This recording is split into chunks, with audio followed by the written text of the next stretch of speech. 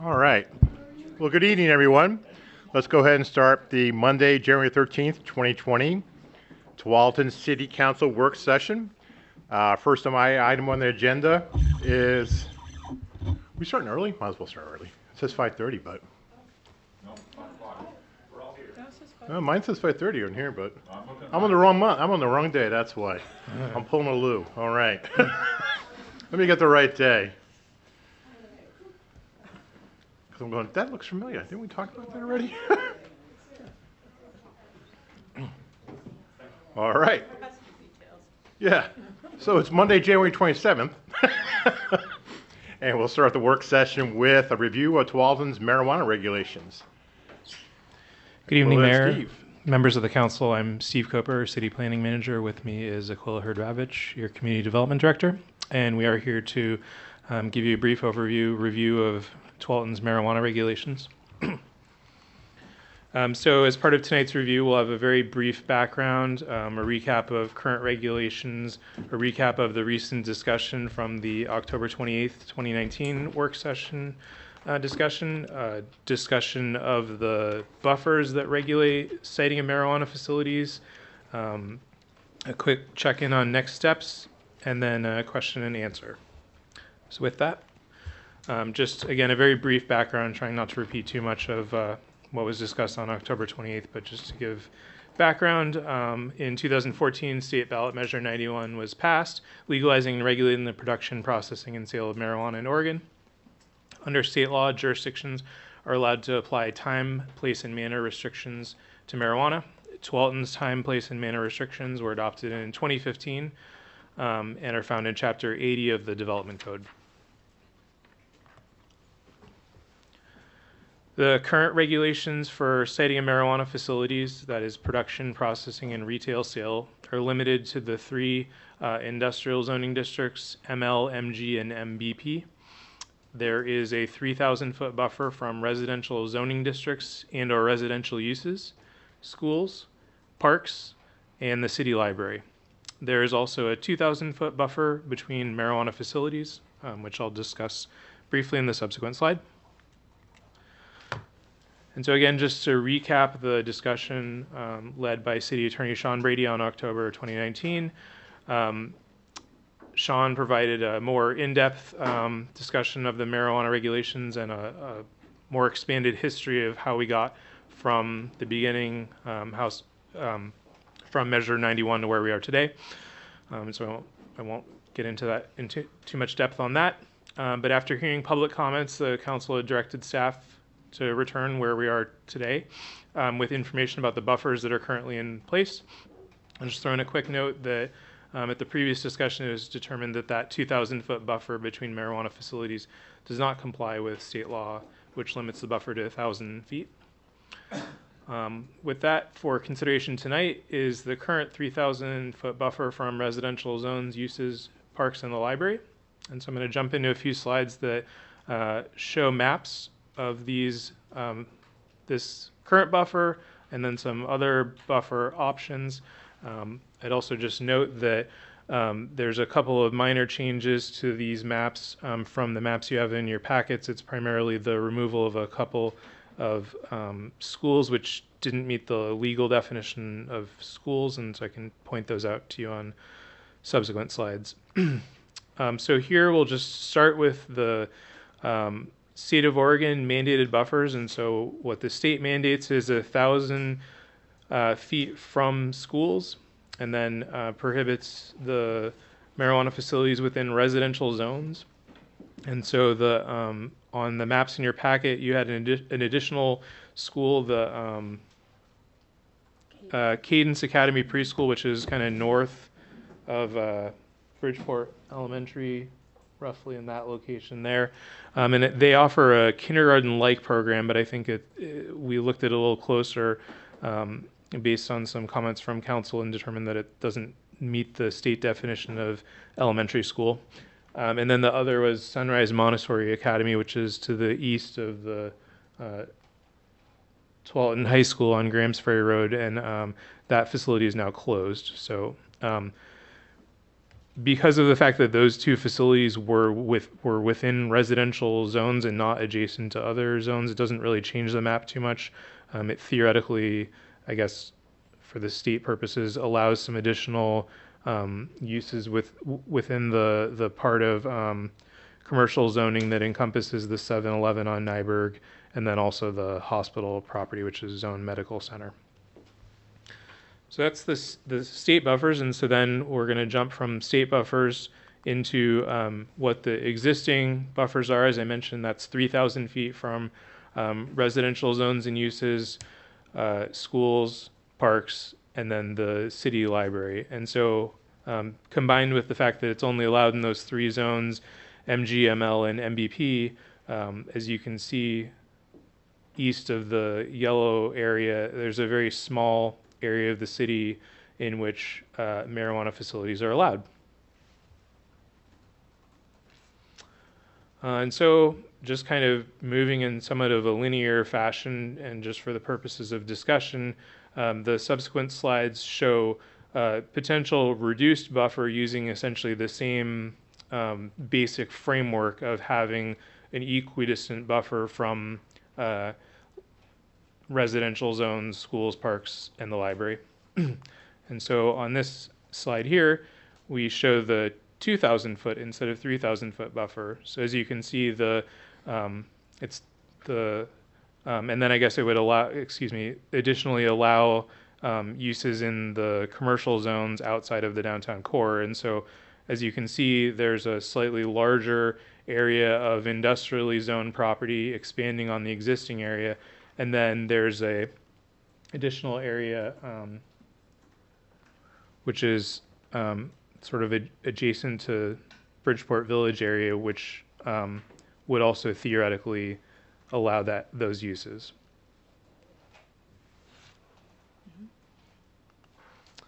And then finally, we have a 1,000 foot buffer.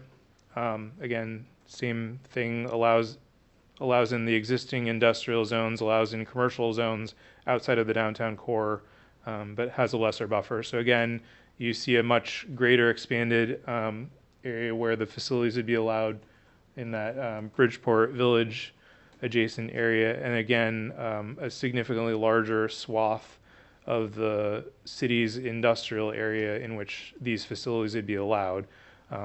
As far as the bulk of the area in the city that's outside of those industrial areas being, and outside of the downtown core being primarily residential and having elementary schools, it doesn't really change the equation in that location very much.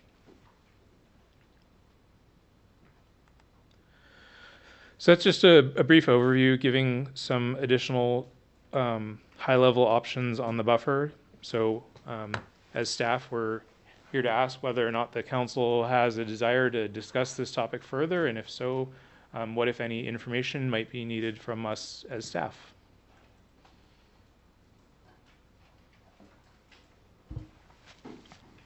Questions, comments? Go ahead. On the 1,000 foot buffer, Can't read where it is. does any of those the yellow areas, do any of those go into what we call our central commercial core? Or are they outside of that? They would be outside of that, would you say? Right, yeah. Yeah, outside.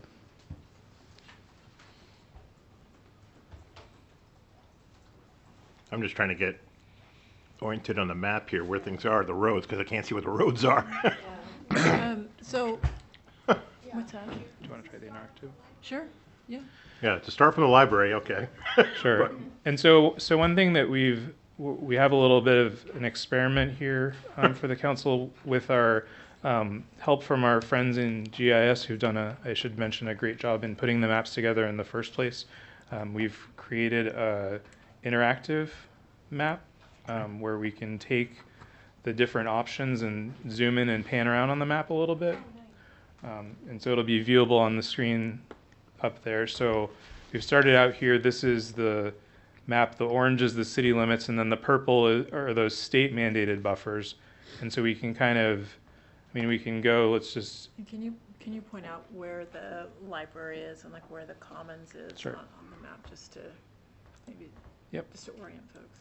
So here we are. Here's the lake here, and then of course we have the library and, oops, let me use the other pointer. So we have the lake here, and then we have the library and city offices here. So that's kind of orienting us. Of course, we have Boone's Ferry going through here. And then I mean, we can kind of tour around or put on different buffer options and kind of look around if there's areas that are of interest. So again, this is the state buffer, and so maybe just take the 1,000 since that was one that was mentioned by Councilor Pratt and go from there. So we'll take off the, just so that it's not too confusing, we'll take off the state. So then, so this is the 1,000-foot buffer from all of those, from the residential zones, schools, parks, and the library. And so, again, you zoom into this level, for example, and we're getting, where are we here? Herman Road. Can you go back Yes. out to the extent and Sure. so we can see the whole city? And then, It's a little too zoomy. There we go. So where's Tualatin Shores Road on there? it's gonna be, can you see my mouse? Yeah. Yeah, it's in there. I'm gonna zoom in just a tad here.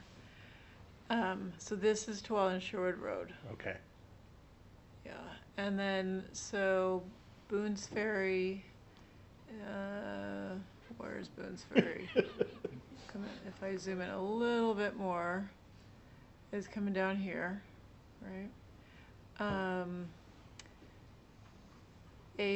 Avery, yes, Yep. Avery Elementary School, Tualatin Elementary School. Keep going down, and then we've got high school, Byram. Whoops, zooming out now. Is that, Could you do the north end? I was gonna say Yeah. around Bridgeport. yeah, Bridgeport Village? Mm-hmm. Yeah, let's zoom in there. Okay, so here's Bridgeport Road, Lower Boone's Ferry. This is the Park and Ride, Okay. Village Inn. On the east side of I-5, this would be McEwen. Coming around like that. So I think if I've got this right, here's Northwest Natural, our new TVFNR facility. And Boone's Ferry up here, Safeway, Dick's. Why is that area brown? So there's this Safeway area. There's a school right here. Isn't that the Montessori school? A Children's Hour. Am I getting that Okay. name right? Let's see. Yeah. Mhm. Yeah. Yeah. Yeah. So that's a private school that would fit Okay. that definition. So that's why that area is brown. This particular one I think is brown. Let's see. Let me zoom out a little bit. This River Grove school right in there.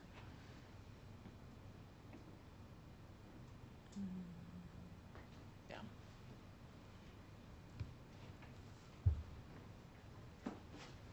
Okay. So questions, comments? I have a comment. Okay, Paul? I'm going to read, bear with me. I want to answer a couple of questions that were posed earlier. So first, I want to say I'm very upset by Mayor Bubenick's comments of the original plan text amendment was, quote, something that was forced by the majority down the minority's throat in city council, unquote.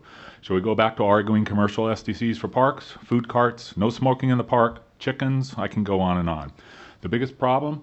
There was no majority. There were multiple groups with various agendas. Some were adamant that there could be no gateway store entering the city from Interstate 5, others that there had to be a limit on the number of dispensaries, and some wanted an outright ban. The plan text amendment was subject to multiple public outreach, a long discussion from the Planning Committee, more on that in a minute, and based on a very close vote among Tualatin registered voters who cast a ballot on Measure 91. It was also based on a move by some Tualatin residents to attain a ballot initiative to ban dispensaries in Tualatin. 167 yes votes changed to no out of almost 10,000 votes cast changes the outcome. And it was that close vote that was encouraging some residents to seek a ballot initiative to ban dispensaries in Tualatin. In addition, Mr. Stewart, who represents Western Oregon Dispensary, has written 2 letters to the City Council, and Mrs. Sherry Ralston was quoted in the local paper making remarks that need to be addressed. I want to first state I found it ironic that Mr. Stewart would claim that comments made May 13, 2019 were misleading statements and he had concerns with factual issues. He used the phrase without citation or reference multiple times, perhaps insinuating that these might not be true statements. He also attempted to dispel a truth with the comment that the statement was a legacy argument, again inferring that this was not a valid argument and the Tualatin City Council was not the correct forum addressing these concerns. But they are. This is important information that our Tualatin residents want the council to be aware of in considering any additional changes to the plan text amendment. He also, in his letter, referenced each of his 6 concerns that Tualatin Together expressed, except it was not Tualatin Together representative speaking, and I want to discuss these issues now. Mr. Stewart represents that all 6 of his issues and concerns were presented by representatives of Tualatin Together. Only 2 of the 12 speakers who spoke represented Tualatin Together. Cindy Hillier, Executive Director, spoke about our community and thanked the Council and Mayor for protecting our community and helping to keep our community a healthy environment. She also addressed Council 2020 goals and asked at what cost benefit to changing our plan text amendment. The second was Tualatin Together President Mark Biggin, who spoke about at-risk youth, and I will address his legacy comments in a minute.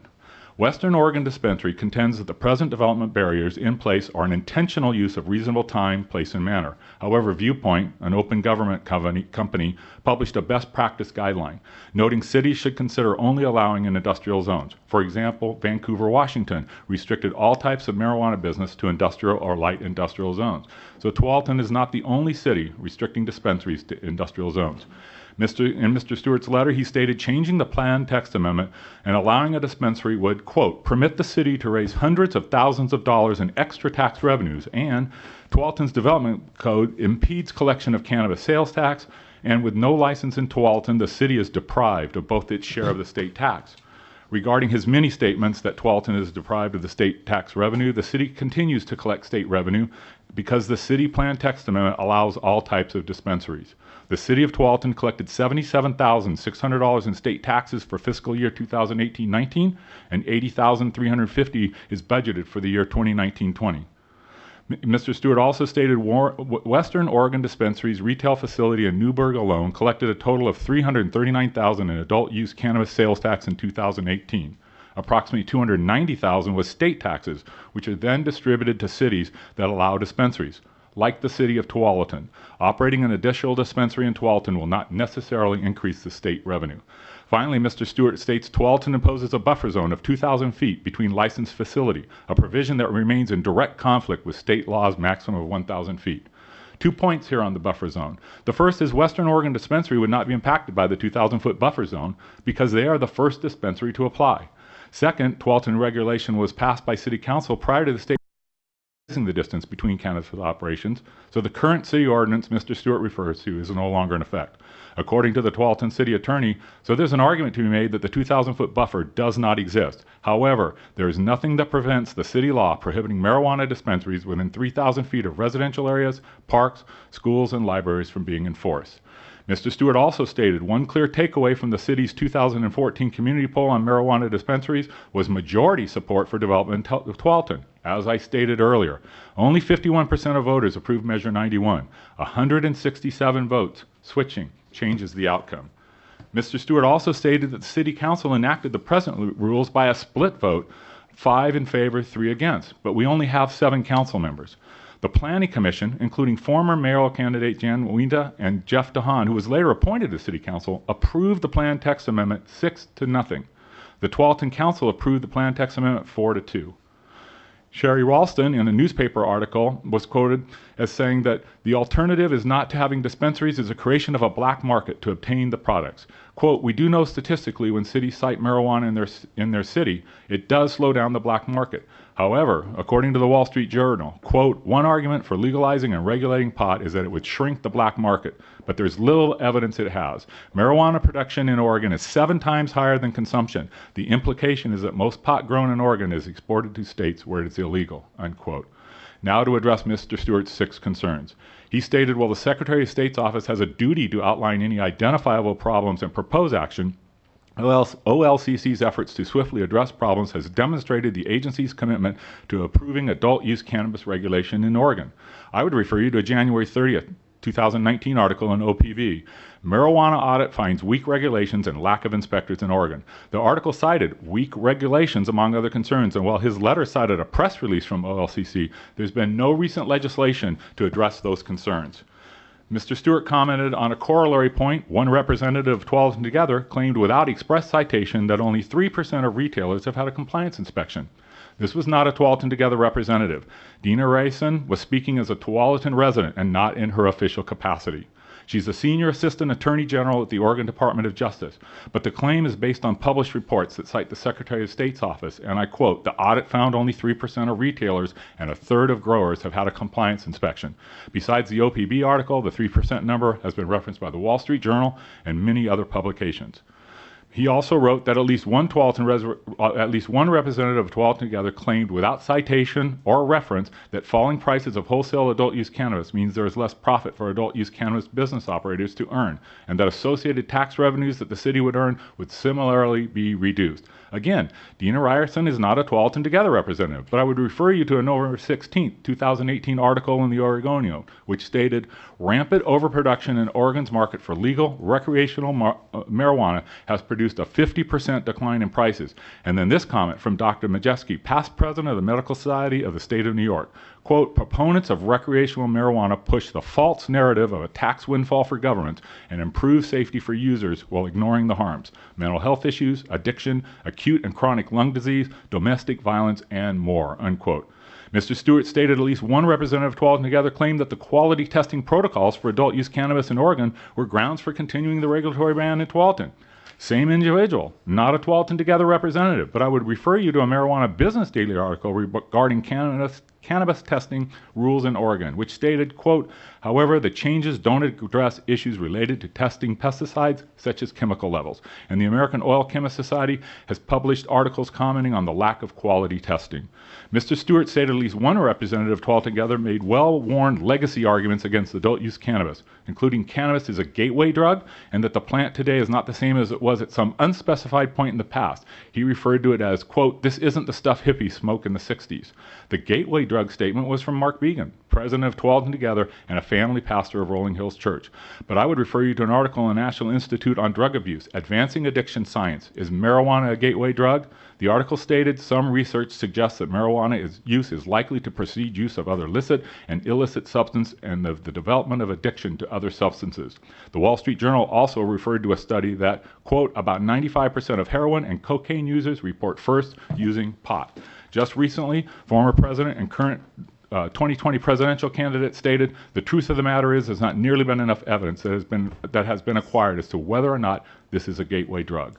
With respect to the legacy comment mentioned earlier, it's a running joke on CNBC. This is not your grandfather's pot, and is referenced by multiple CNN articles, including an article, quote, "Not your father's weed," unquote, which outlined why today's marijuana is so much more powerful. Finally, Mr. Stewart referenced that a variety of Tualatin Together representatives made general statements or expressed concerns to inhibit Council's consideration of regulatory updates. These statements of concerns were not made by Tualatin Together representatives, but by residents of Tualatin, voting residents, I might add, and students from Tualatin High School. In closing, our planned text amendment is fair, inclusive, reasonable, and allows for marijuana dispensaries in Tualatin in an appropriate area suitable for retail sale. There is no disguised ban or regulatory ban in Tualatin. Tualatin ordinance allows Western Oregon Dispensary or any other licensed marijuana dispensary to set up shop in the city, and the city is not being deprived of its share of state tax revenue. This is an area described by Viewpoint as a best practice area. In that area, there are restaurants and breweries that are doing very well, and more important, it's what the Tualatin residents clearly indicated they were comfortable with during an extensive public outreach already conducted. So with all due respect, Mayor, please do not try to push the envelope, or you will discover the minority is the majority. Thank you. Other comments, questions? I'm just confused. When I'm looking at the maps,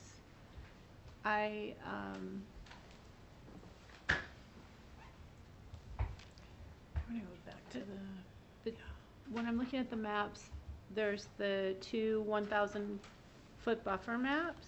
right. So what are the difference between the two 1,000-foot buffer maps, please? So, first let me just make sure that I know what you're speaking of. So this is one of them? Yeah. Okay, and then the next one would be this one? Yes. Okay, so this one is showing 1,000 feet from schools only. Okay. That's what the state has mandated. And then not in residential areas. Correct, it's not in residential areas, but the only buffer is from schools.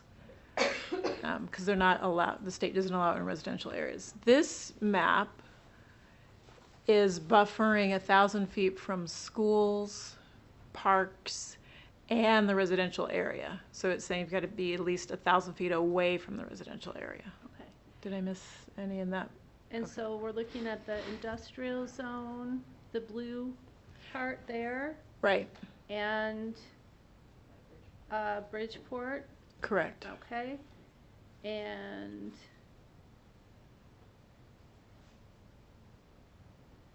okay, so it's a smaller part.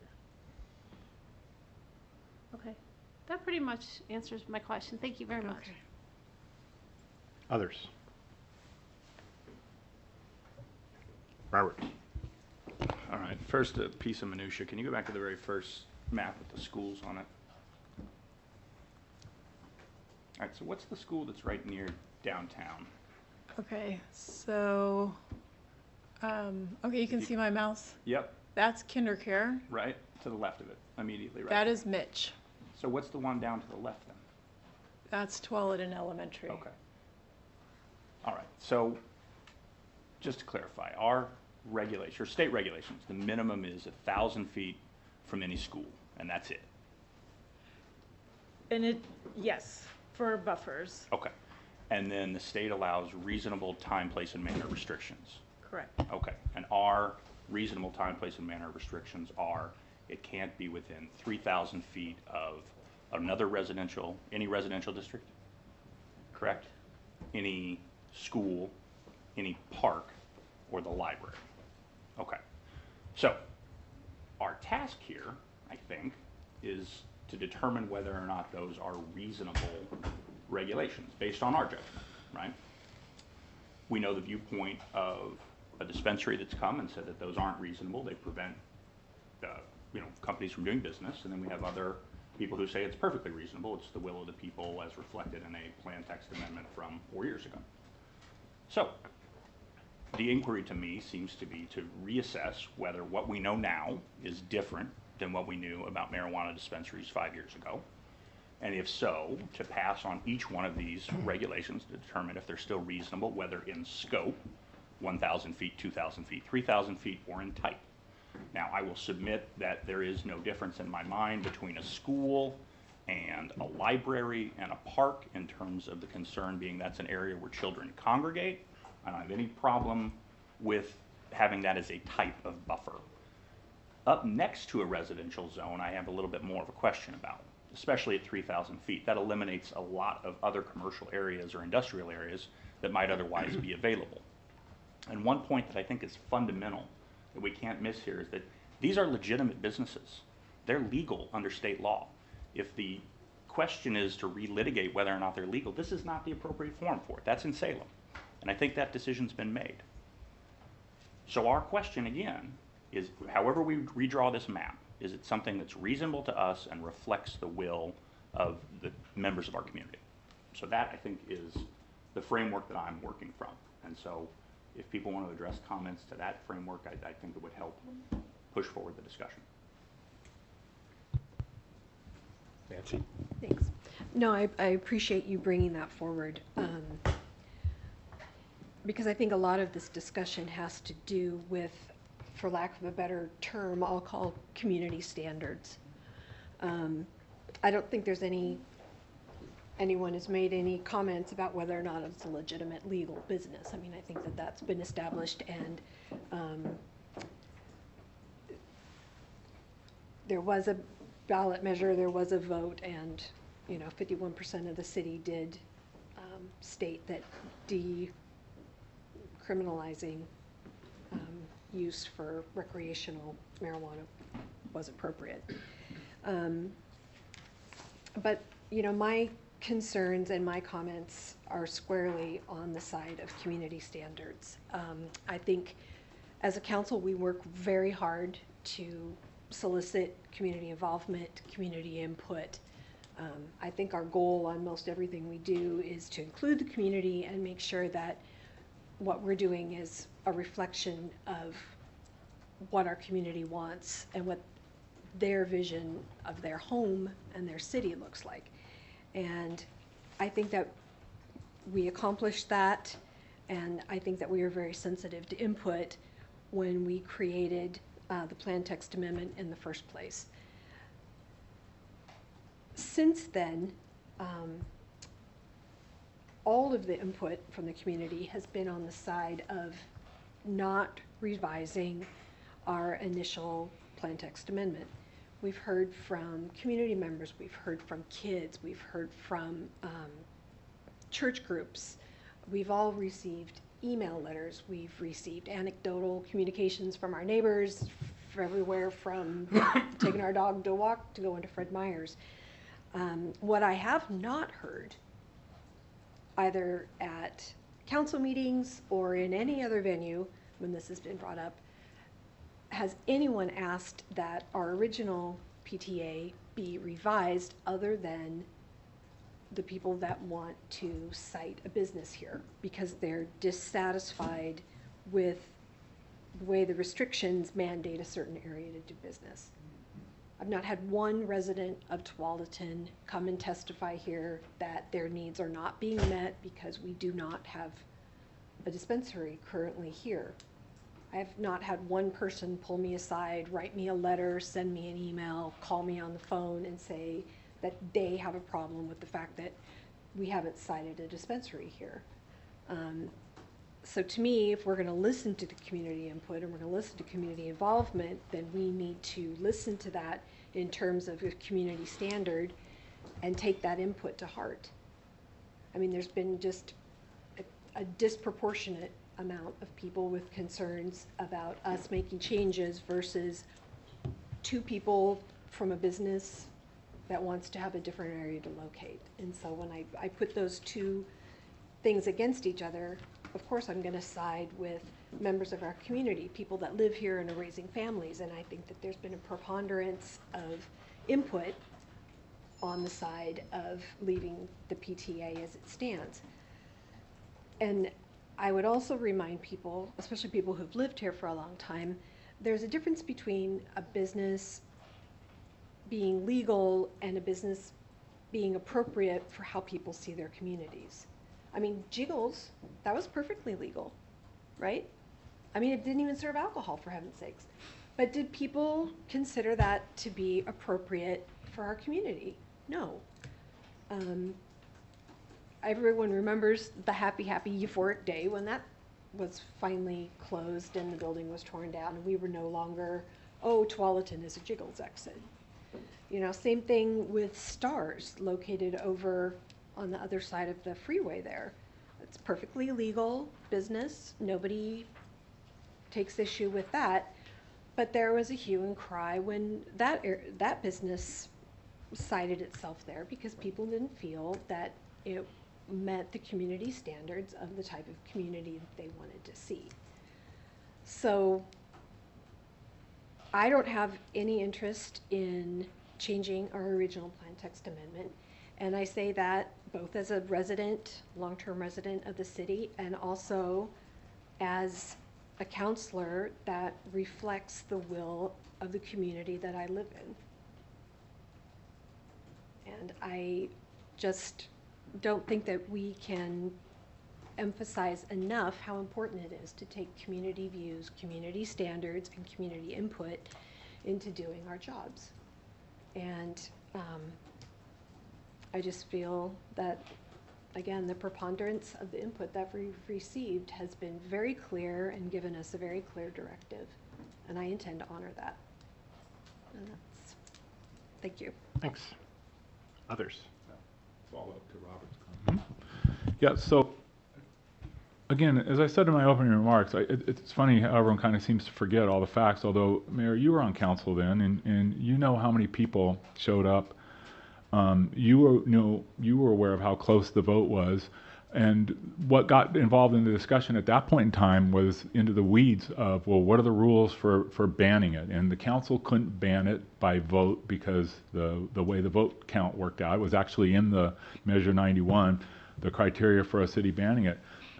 But all you need is a 50% plus one to ban it. And there was a lot of concern. And at the time, the money being promised was in the hundreds of thousands of dollars a year that we receive in state fund, which is, I believe, why everyone was so careful to carve out an industrial area so that funds could be received. The council, either just before that or right along in that time, also gave some variances into that area to allow breweries to go in there to enhance the area. You have 2 breweries down there. You've got 2 restaurants, as far as I know. And so it was kind of, it's like, you hear the joke all the time, and nobody was happy with the legislation. Nobody was happy with this, but everybody accepted it because it was a compromise so that we could move on. And it's like the chickens. We had to adjust the 200, the 20-foot barrier from the property line. It's like the food carts. We had to carve out a little area here and a little area there so that everybody accepted the decision.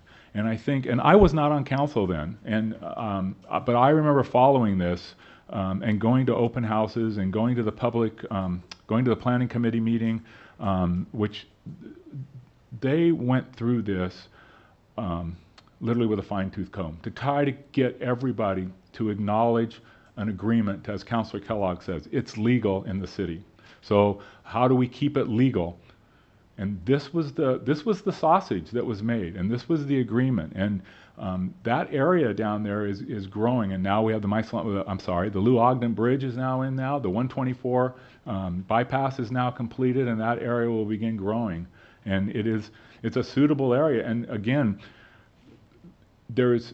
as Councilor Grimes says, we have had an unbelievable number of emails and letters and public speakers, both in May and in October. And they're all in favor of leaving things alone. Although I don't think anyone would object if at some point in time staff came and said, hey, what we really want to do is clean up the buffer zone between dispensaries. No one's going to have an objection to that because we're not going to, as a council, I don't believe we would instruct our city attorney to fight that ordinance and try to prove somehow that was right. I believe, and in the past, we just did it in December, we passed an emergency ordinance to align some of our building codes with state law. They didn't align with what our building codes were, but nobody argued it and said, hey, we want to pull home rule, and I'm not arguing that. I'm fine with that. At some point in time in the summer and the fall, if they come and clean that up. But right now, with only one application in, as I stated earlier, it's not an appropriate argument because right now, there's nobody else asking to build literally anywhere in the state because of the oversupply. So I side with Councilor Grimes in that this just needs to be, we need to move on. We already debated this enough before. Others? I'll say one thing. I'm not going to say much.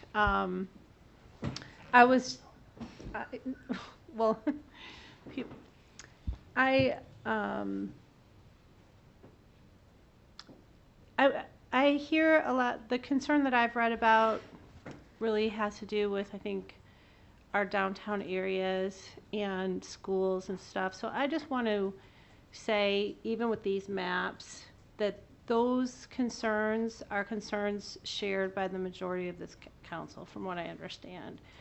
And I do want to also say that I have heard people that are actually in support about, even though they might not be coming to public meetings. I said this in the past, there's stigma around coming out and publicly supporting marijuana, even though, it's legal now. There's stigma, there's obviously a lot of judgment. People said homeless people are lined up in front of dispensaries, and there's some real finger pointing about people that are recreationally using marijuana. There are people that utilize it for pain management, for cancer, for all kinds of things. And I have, as social worker, I have a lot of the same concerns around young people using it, brain development. Gateway drug is very debatable scientifically from what I understand so far, although the vaping and strong marijuana is different, so I have concerns about those things. At the same time, when I've done studies around pain management, it's really very good outcomes compared to opiates and less addictive. And those were trainings that I did through medical professionals going through all kinds of pain management. So it was clinically supported. So, so I just want to be really careful about stigmatizing people and making people feel comfortable, while at the same time sharing concerns that we all have about our kids and the safety and well-being of our community.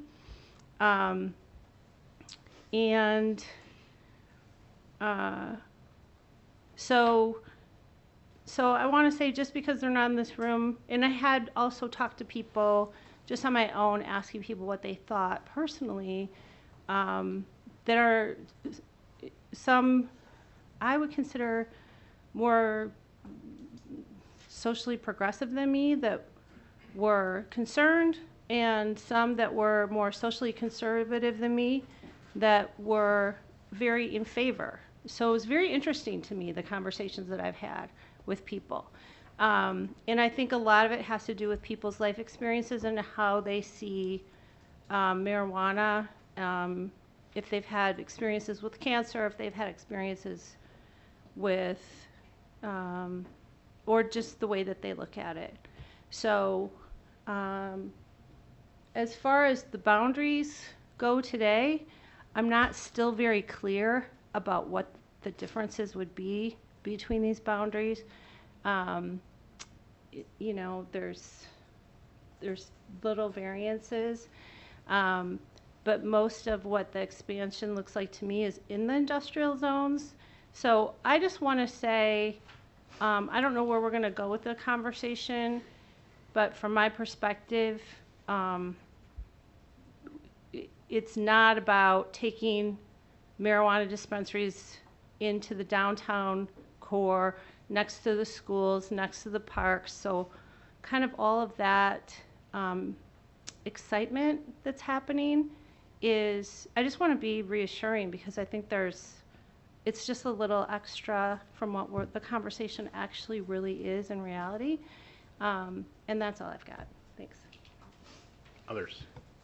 Maria? Yeah, thank you all for your comments and the emails and everything we've received. I too feel that not everything that has come to me, especially verbal, has been negative, has been against what the voters have done, and their voice was done through their vote.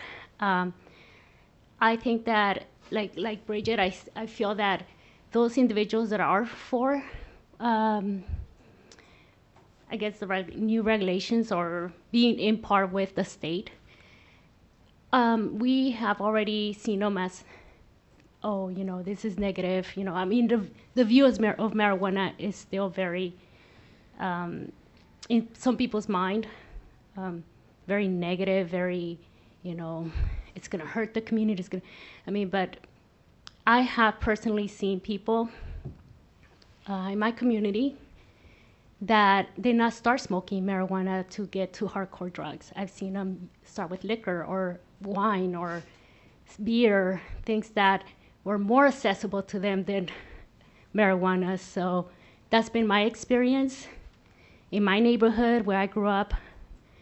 So I disagree with the fact that marijuana is a gateway drug because of what I've seen personally in like I say, in my neighborhoods, and people getting to hardcore drugs. They went to marijuana after they had tried beer or alcohol or wine, whatever it was accessible to them at the time. So that was my experience. I also the fact that we have more knowledge now, I think it's really important too.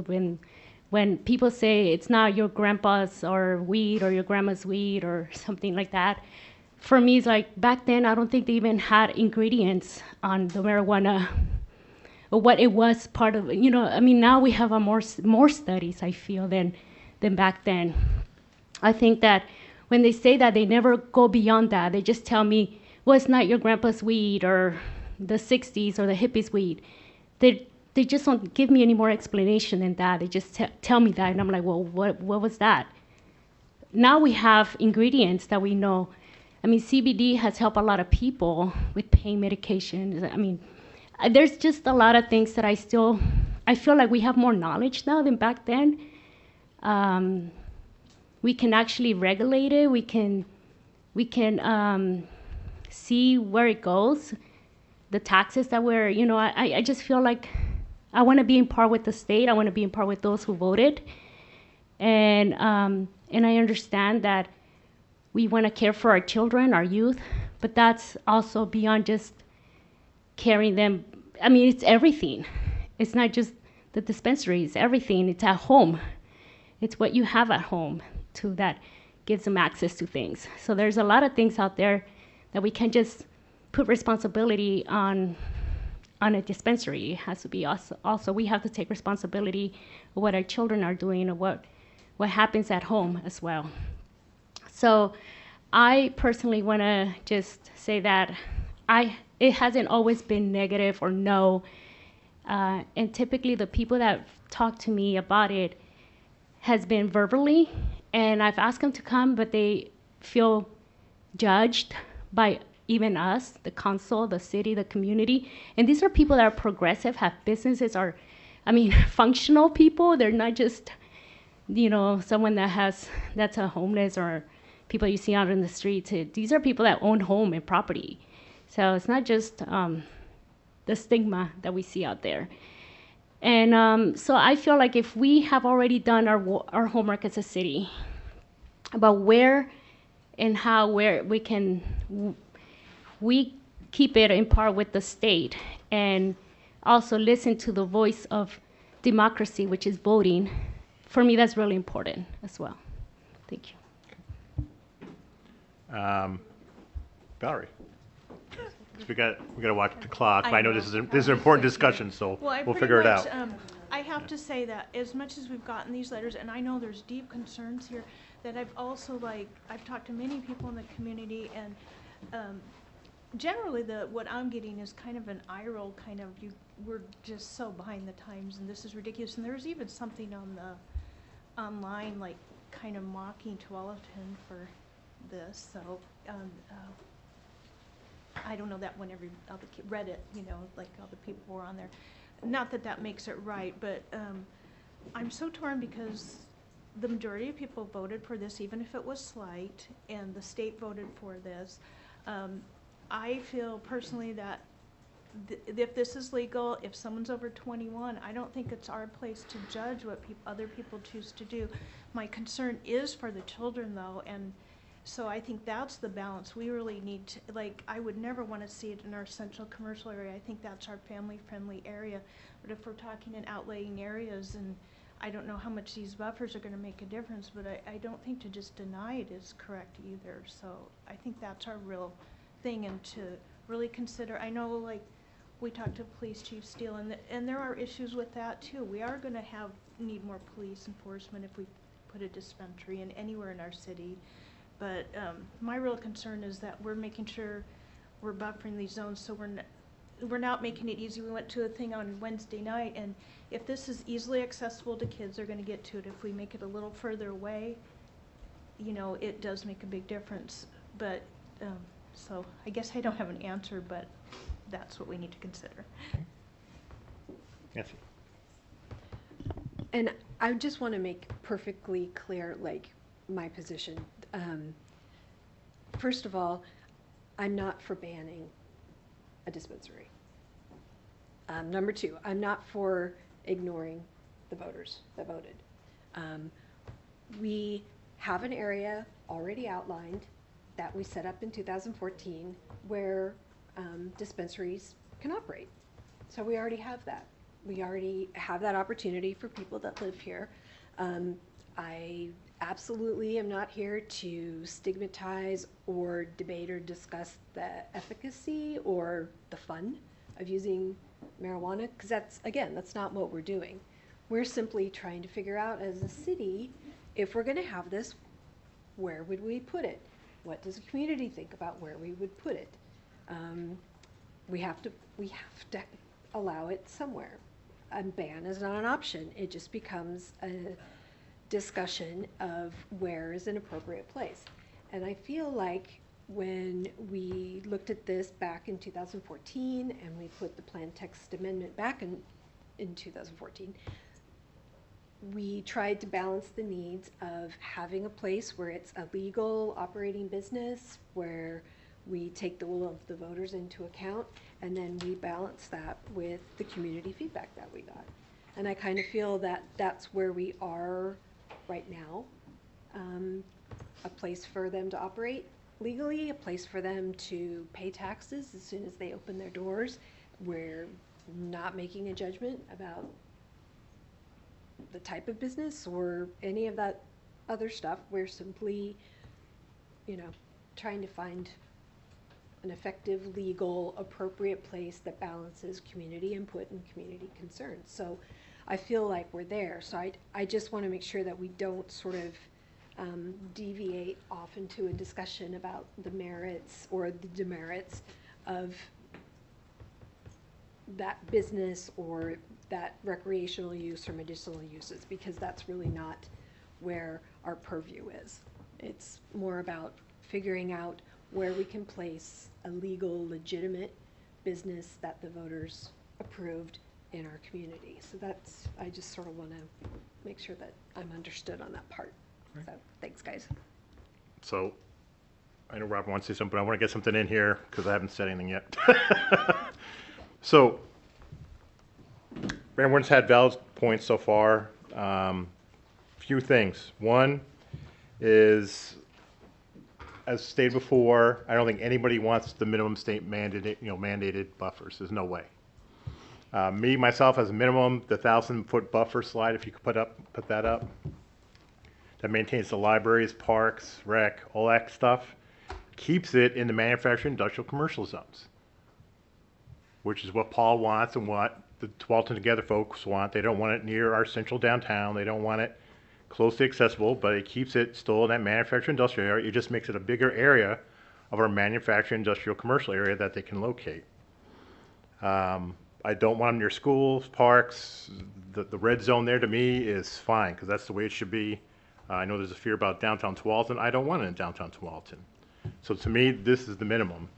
As far as Grandpa's marijuana, I've heard from several people. I don't smoke pot, but it's well-known fact that the potency of today's pot is way higher than it used to be. So it takes very little to get you stoned out of your mind. And folks eating gummies, and you hear a lot of horror stories with that. That needs to be regulated, and the state's doing that. Is it doing it well? Well, that's what we need to go to Salem with, to say, what are you doing? What's OLCC doing to regulate this and make sure this businesses run, have clean product, and are not selling to kids, and are inspected? As far as ban, my recollection back in the vote was the purpose of the 3,000-foot buffer was because we couldn't ban it. So what can we do to make it so hard in Tualatin to decide a facility? How can we create the maximum buffers and make it very difficult? And that's what the feedback was, figuring out the maximum buffer size, which was 3,000 feet, which would put it out on Tualatin Shorewood Road near Sherwood. That was the goal, and that's what the majority did. It wasn't public feedback that said 3,000 feet. It was the folks who were trying to figure out how to make the minimum amount of space available in Tualatin available for retail and manufacturing distribution. That being said, the reason we're looking at this is because things have gone, over the last few years. We've seen all dispensaries like Chalice on 99W in King City. You don't see lines of kids standing outside of it. It's a well-run business, looks nice, has high-end security, and there's no one in there underage walking in. There's no way you can do it. They're very secure. They have video cameras. They check people. You have to have IDs, all that. So if kids are getting their hands on pot, it's not from a dispensary. It's because their parents or someone else is leaving it out for them or someone's selling it to them. That being said, I mean, my biggest reason for looking at this was to say, hey, do we want to look at the buffers and make them a little bit more reasonable for people to site businesses here in town in a zone which will not offend the community standards, as Nancy's saying. This 1,000-foot buffer to me keeps those community standards intact. Now, we're not going to see them across the street from Fred Meyer. You're not going to see them next to Horizon Christian School, and you're not going to see them over next to, I believe, 7-Eleven still out. So you're not going to see them in those areas close to residential areas. Those are my 2 cents. Going from 3,000 to 1,000, I think maintains, as long as we keep our other exemptions as we have here, maintains the spirit of the law. It just a matter of the PTA. It just allows more places to be cited in town where we maybe could get, you know, if the businesses out there want to cite a location, they can do it. It's just not on that few hundred feet that's allowed in Tualatin Shore Road near Sherwood. Those are my 2 cents, but I know Robert's got something. Robert. First, I want to thank everybody. Informative conversation. Couple of points. The first is most of the conversations revolving around dispensaries. Dispensaries are not the only marijuana facilities this ordinance regulates. Right. There are wholesalers, there are growers that could make great use out of additional space in the industrial zone. So I want to put that point out there. Good point. Second, it's been disputed that we're not saying this is a legitimate legal business, right? Everybody agrees with that. Then why aren't we regulating it like every other legitimate legal business? I checked with the city recorder, and there are 73 liquor licenses granted by this city in the commercial district in all around town. We don't ever question any of those facilities. We pass them on the consent agenda without even a bat of an eyelash. And somehow we're treating a marijuana facility so much differently. And that to me seems hypocritical. And I understand there's still a stigma with it, which was well explained. And I'm not saying that they should have the same rules as liquor facilities because it is a little newer and maybe it's more addictive or more attractive to kids. But to suggest that it gets such disparate treatment from liquor licenses to me just doesn't bode well for the way that we're treating this subject. So, Mayor, I agree with you about 85% on the 1,000-foot buffer idea. I would exclude, as I mentioned, 1,000 feet within residential zones.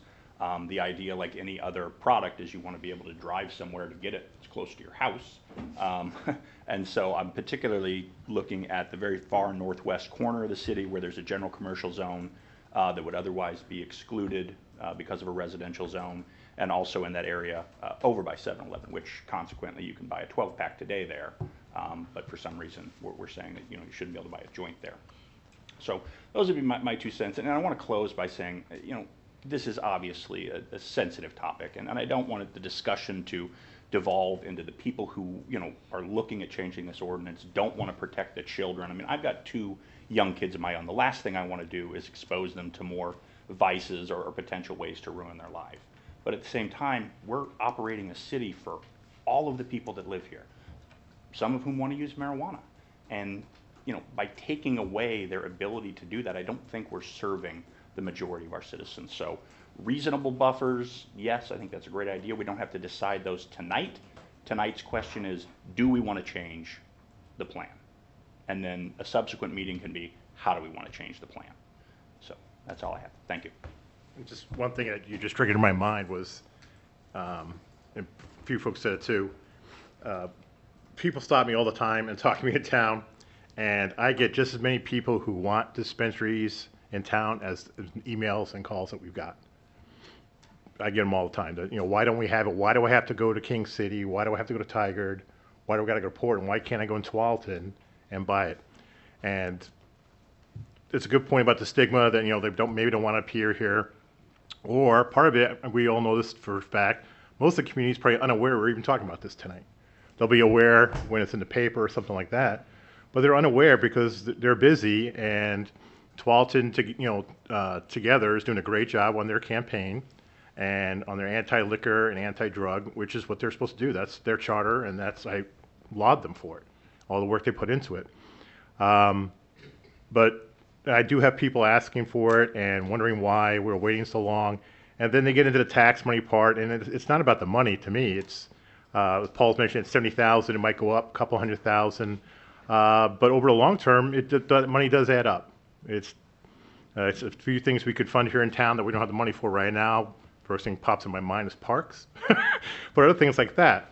But as far as the will of the people, I do have people stopping me routinely asking about this. So there are people there, we just haven't heard from here in the city council meeting. So in the spirit of time, go ahead, Robert. I'm Robert. Go ahead, Paul. Yeah, just real quick, I want to follow up on your, it's funny how we hear different things, I guess, because what I heard, and at the time when I was involved with the 3,000 foot, it wasn't to prohibit it from coming to Tualatin. It was to keep the shops off of I-5 and Lower Boones Ferry Road, where you have Bridgeport Village and theaters. Across the street, where I believe, rumor has it, they're trying to locate, you have a Fuddruckers, which is a popular sporting meeting venue for team awards. You have a Baskin Robbins over there. You have a Safeway across the street. And that was the goal, was not to restrict it in Tualatin. And again, and nobody, as Councilor Grimes says, nobody's arguing about a ban. You may end up with a ban, because it's not a very high bar to pass to get this on the November 2020 ballot. And I understand that is in the works right now. And then we will miss out on the 30 or 40,000 we'll get from a 3% sales tax, and we'll lose the 80,000 we get from the state tax because we allow it. And we're also, quite frankly, that area is, as I said earlier, a growing area. It is becoming more vibrant with respect to the types of businesses that are in there, and it's a place where all your friends who are afraid to come here and speak their mind about how they feel about marijuana can comfortably go, as opposed to having some 10-year-old who's their neighbor standing on Fuddruckers' porch and yelling, "Hey, mommy, isn't that Bob?" and then having that kind of embarrassment. Be that as it may, that's one thing. The second thing is, please, Councilor Kellogg, do not compare apples and oranges. The day I got on council, I wanted to pull every liquor application that came here off the consent agenda. And I was told, respectfully, that it's pretty much a waste of time because we do not control the liquor license. We are literally saying, sure, but it's up to the OLCC. And it is not a function of this council to be able to deny if they are following the OLCC rules. As opposed to marijuana, they cannot build a shop without an ordinance. In the same way that we could rezone the city so that restaurants can't come in and build a liquor store. It is not the same comparison, not by a long shot, because we have a lot more control over the marijuana location right now than we do over liquor. And please don't get a group started about trying to ban all liquor stores from Tualatin, although I don't think that's possible. Anything else? Okay. So, Mayor, just a slight say- suggestion given the time. Right. We could put the item on the work session of February 10th for 30 minutes or so for you guys to talk about what are the next steps. Because I don't know if you're going to get to that tonight, and we've got an important Right, discussion that's true. coming up. So So people want to take this back up in a few weeks, and we can just zoom into, we pretty much heard each other's feelings. We can, and zoom into whether we want to advance this any further in a few weeks. How's that sound? Okay. Thank you. Thanks. All right. So we zoom back up here. So item number 2 is Parks funding polling results. And, okay. And what I might do, because I want Ross to have to rush, we might take item 3 and push that into the city council meeting or communications. Okay. Because I want Ross to have time. It's important. Thank you, Mayor and City Councilors. Ross Hoover, Parks and Recreation Director. And I am here with John and Martha with Campbell DeLong Resources. Staff presented funding options to implement the Parks and Recreation Master Plan at the November 12th, 2019 City Council work session. At that time, Council requested additional information, which included polling data. Campbell DeLong Resources was selected to research voter attitudes towards funding parks and recreation improvements. John and Martha are both here tonight to give you the results of that polling work that they've done over the past month or so. So, thank you. Let's see, I might even move down here just to ease more pointed things.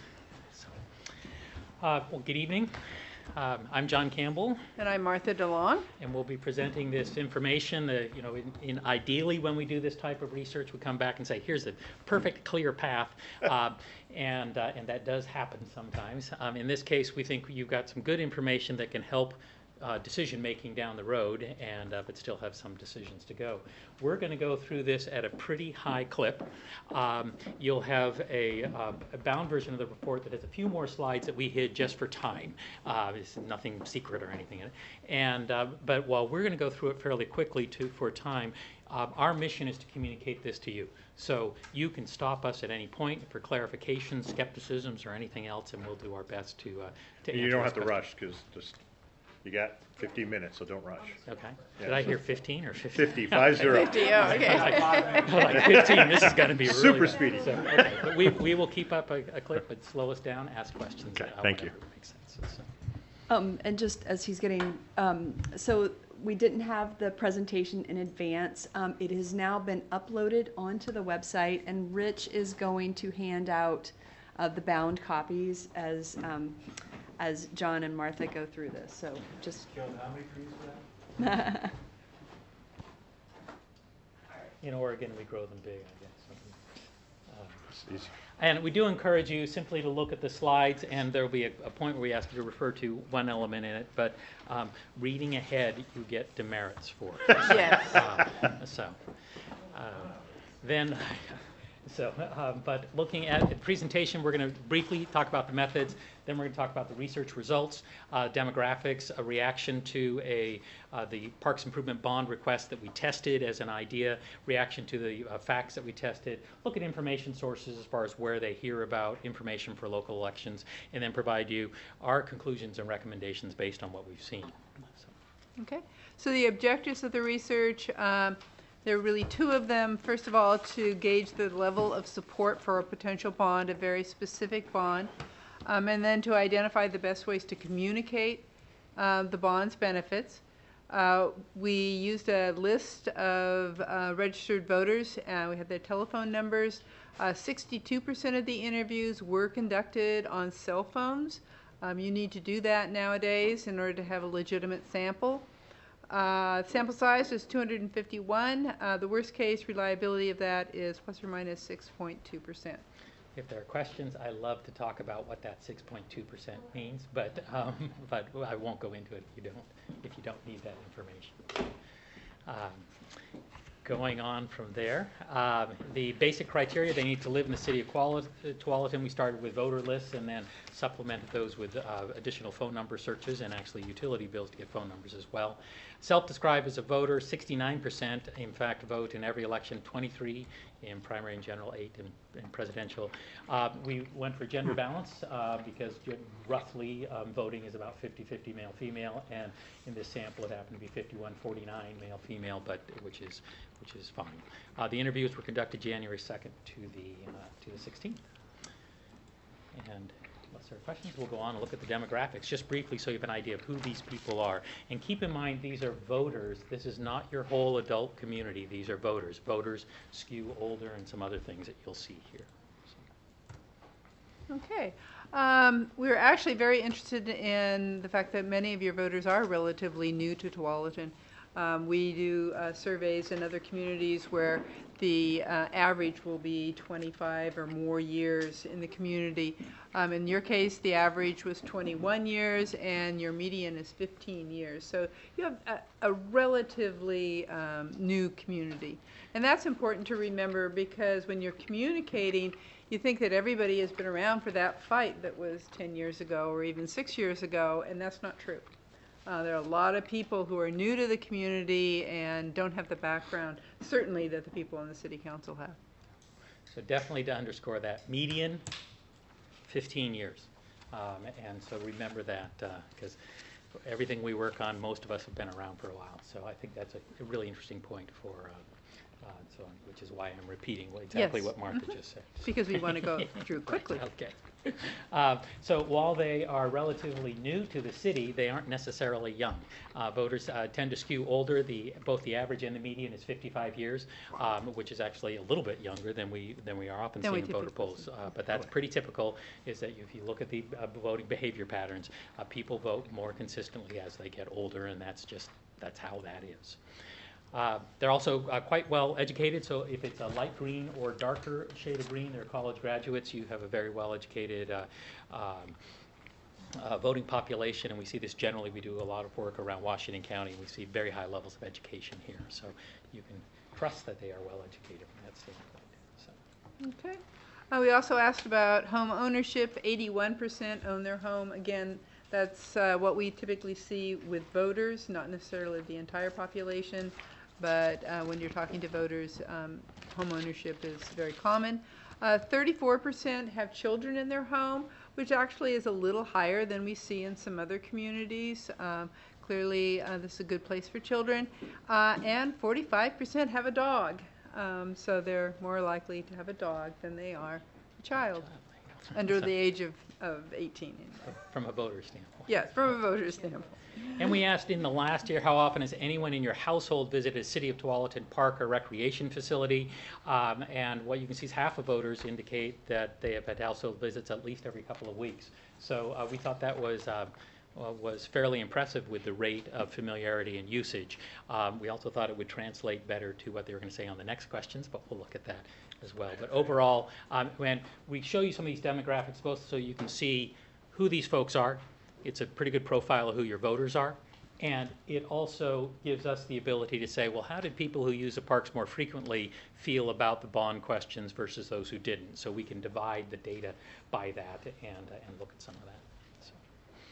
And then we asked them about the bond question and what we call the initial ask, where we give them information that is roughly the type of information that they might have on a ballot, and simply ask them raw, without a lot of extra information, what do you think? And the language was, now I'm going to ask you some questions about a parks improvement bond the City of Tualatin is considering placing on the ballot this year. The $30 million 20-year bond would fund citywide improvements to Tualatin's parks, playing fields, community trails, and river access. A yes vote would result in a property tax rate of 40 cents per thousand of assessed value, not market value. For property assessed at $250,000, the cost would be $100 per year. If the bonds were approved, they will be payable from taxes on property ownership that are not subject to the limits of Sections 11 and 11B and Article 11 of the Oregon Constitution. That last phrase is simply required in any bond. You'd be amazed how few people, we have a little explanation for kind of what that means. If someone says, what does that mean? Virtually nobody asks that. They just think, oh, that's standard stuff. But we are reading it to them, just like in a levy you'd say, unless it's a renewal, if this passed, it would go up, taxes will go up by more than 3%. But this is required language, so we read it to them. And then we ask three questions. We say, if the election were held today, would you vote yes for the City of Tualatin's Parks Improvement Bond or no against it? That's what we call our initial ask, which doesn't tell us a lot about really what's going to happen. But then we follow up with, if they say they're not sure, if you had to make a decision, would you say you're leaning towards voting for or against the bond? And if they said yes to that initial question, we say, well, bond measure wouldn't be on the ballot, would be on the ballot in May of 2020 at the earliest, and other funding measures may be there. How strong is your support for the Parks Improvement Bond? Would you say you are very confident, somewhat confident, or not confident that you would vote for that? We take those questions, and then we can break it down, the electorate, into those who are strongly yes, those who are fairly strongly no, and some of the parts in between. First, we'll look at the initial ask. Okay, so when we make that initial ask of people, we do end up with 53% saying yes. However, don't get too excited about that number. Right. You do have 36% saying no, and that is actually high from our experience. Typically, you are always going to have voters that are going to vote no. That number is usually for things that we see that are approved somewhere around 20-25%. So 36. On this question. Yeah, on this. Yeah. Go ahead. Yes. Do you just want to? Go ahead. Go ahead. Okay. So 36%. Okay, yes, we're married to each other, okay? Let's just get that out. Okay. Yeah. So you have 36% that are no, and a very relatively small don't know amount. You only have 11% that are don't know. So you want to go to the next? Yep, go ahead. Okay, so then, as John said, we asked the follow-up questions, and you can see that with the follow-up questions, we only have a third of the people who are very confident of their yes vote. So that's a pretty weak response at that point. You do have another 20% that say somewhat confident. We've got some leaners. We have a few don't know. Those are the people who still didn't know when we tried to force them. So you've got about 3 in 10 that are what we call fence sitters. And those fence sitters are very important, and we'll talk about them some more as we go on, because those are the people that can change their mind.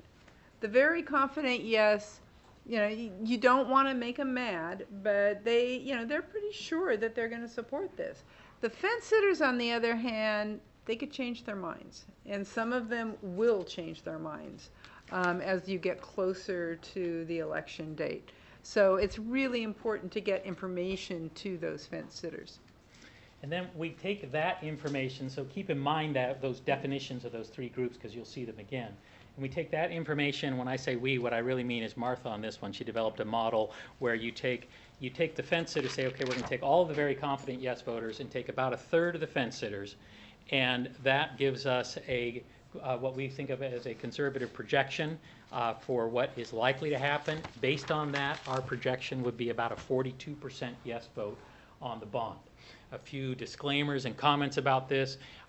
First, can people beat the projection? Sure. Yes, they can, and we can sort of quote how often that happens. Also, it's possible to go below it if things change between now and election, or changes in the economy and some of those issues.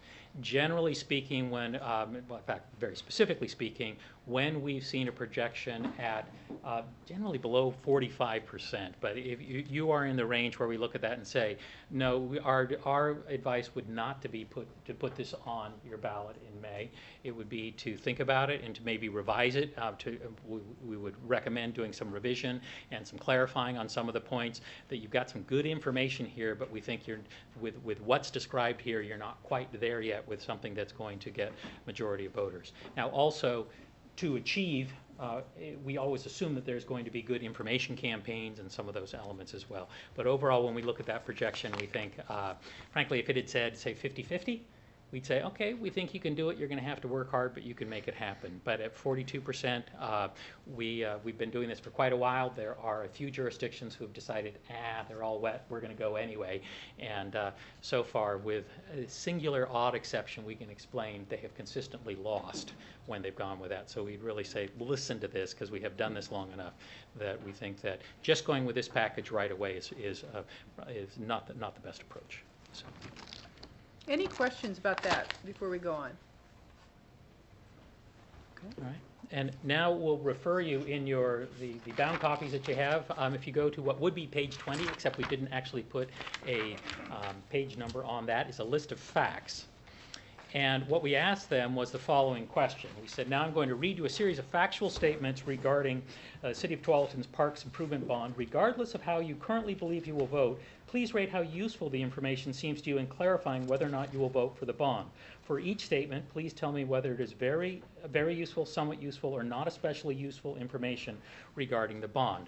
We don't ask, is it going to make you vote for it or against it? This isn't political research. It is research to help inform you about whether or not you want to put this in the ballot and what's useful for decision making. Because as elected officials, you can go out and advocate for this, right?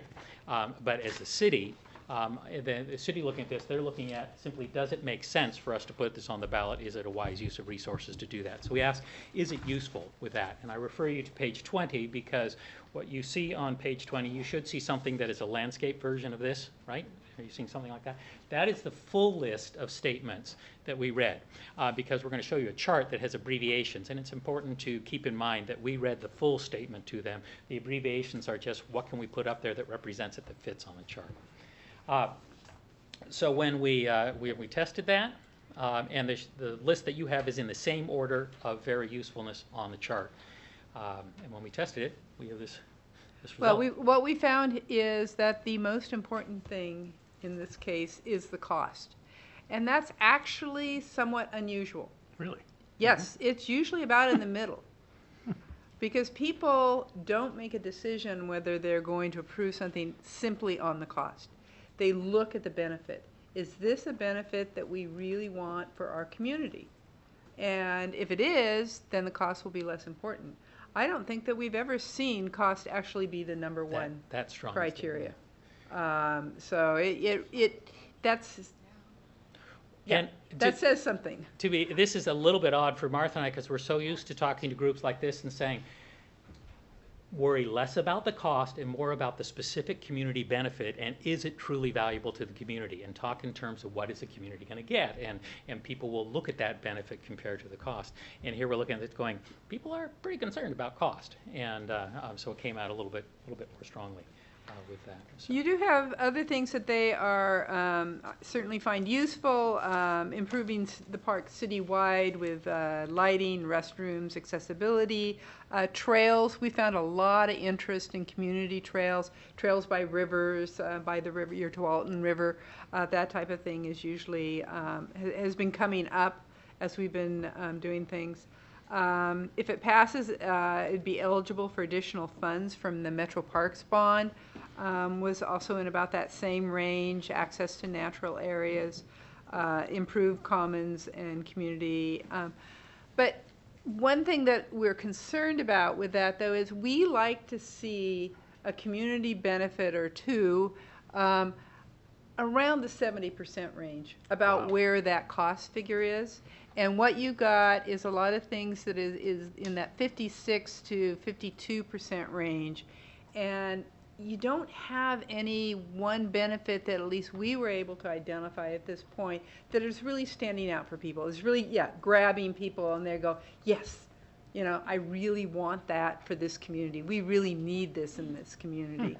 And so that's another sign that you're going to have some issues if at this point you take it out to the people. It does tell you, though, some beneficial information, and we're going to break this down a little bit more in a chart coming up.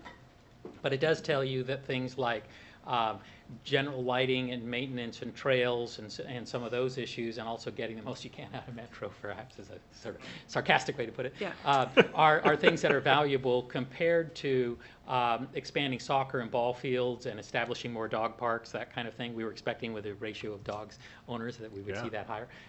But those don't resonate as much. And it doesn't surprise us in the least to see the full statement at the very last one. Based on extensive community input, the city has adopted a Parks and Recreation Master Plan, which we understand won awards and did a great job. But bond funds would be used to support implementation of this plan. Nothing at all, just nothing wrong with a plan, but when we have statements like that to voters and saying, well, the city came up with a plan and now you're going to fund it, is sort of how they hear it. So you want to focus on what's in the plan rather than saying fund the plan. It's just an example about how we communicate externally versus internally with each other. I think, go on to the next one. I think. If you look at this chart, we're going to sort of orient you to the next chart. But if you look at the current chart that we have up, you see that red line that says grand mean. Grand mean is a fancy term for average of average. So the average very useful score, as you can see, is right around 50%. And you can imagine a chart where that red line is 0, and then you have bars going either to the left or right, depending on when people tended to go above their average vote or below their average vote. What we also know is that people who are very confident yes voters are consistently more enthusiastic about most statements. People who are strong no voters are consistently much less enthusiastic. And so we say, okay, let's separate the very confident yes voters, the fence sitters, and the no voters, look at each of their grand means and build a chart to look at where they are going above and below.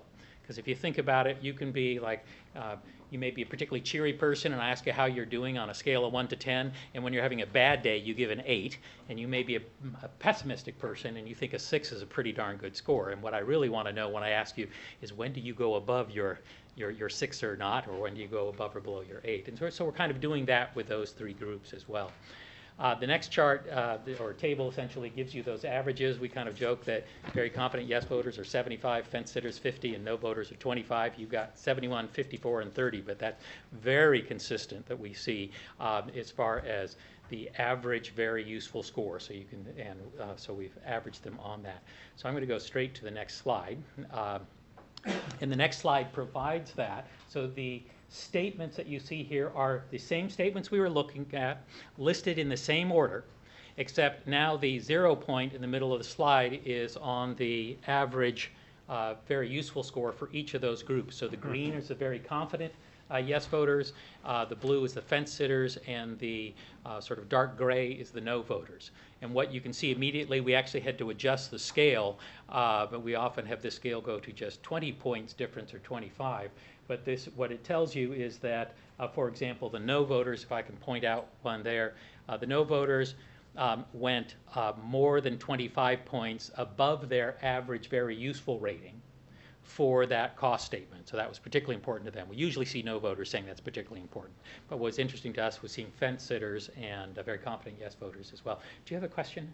So. Yeah, I was just wondering on the second one where you're talking about improving restrooms, are you saying that the fence sitters were negative and then the no voters were Yeah. Yes. positive? Yeah. Yeah. That's very Yeah. interesting. Yeah, And the fence it sitters is. just slightly negative. They were Yeah. about on their average. But yes, so the no voters went, and we're often interested to see where do no voters actually go positive on this. So yes, they did go positive on a couple of things, and I think it's interesting that being able to get money from the Metro Parks bond was certainly a cost-related issue as well. So, But you really want to look at those fence sitters and what is it that they're interested in, and they were more interested in the regional trails, the trails and connections, and then the renovating facilities. Further down the list, things that didn't resonate as Playgrounds much as with, well, yeah. and with the playgrounds.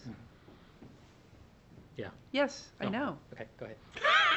I'm sorry. There we did it again. We're It's like having a watching good myself day. and my wife We here. are not. Great day. We are missing our style today. Go ahead.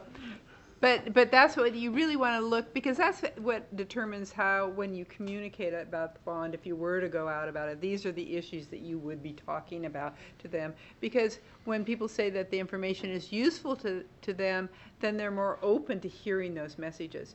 If you provide them with information that's not particularly useful to them, they're not going to really listen to what you have to say. So if all you do is go out and talk about buying parkland and trails in the Basalt Creek area, people are going to go, and not even listen to you. So you want to be talking about things that they're interested in. And you can almost, with this, look at the bottom four things and say, okay, remove some of that or reduce some of that and emphasize some of the other things, and you do already get better positioned, if you will, for something the voters might want to look at. So, any questions about that?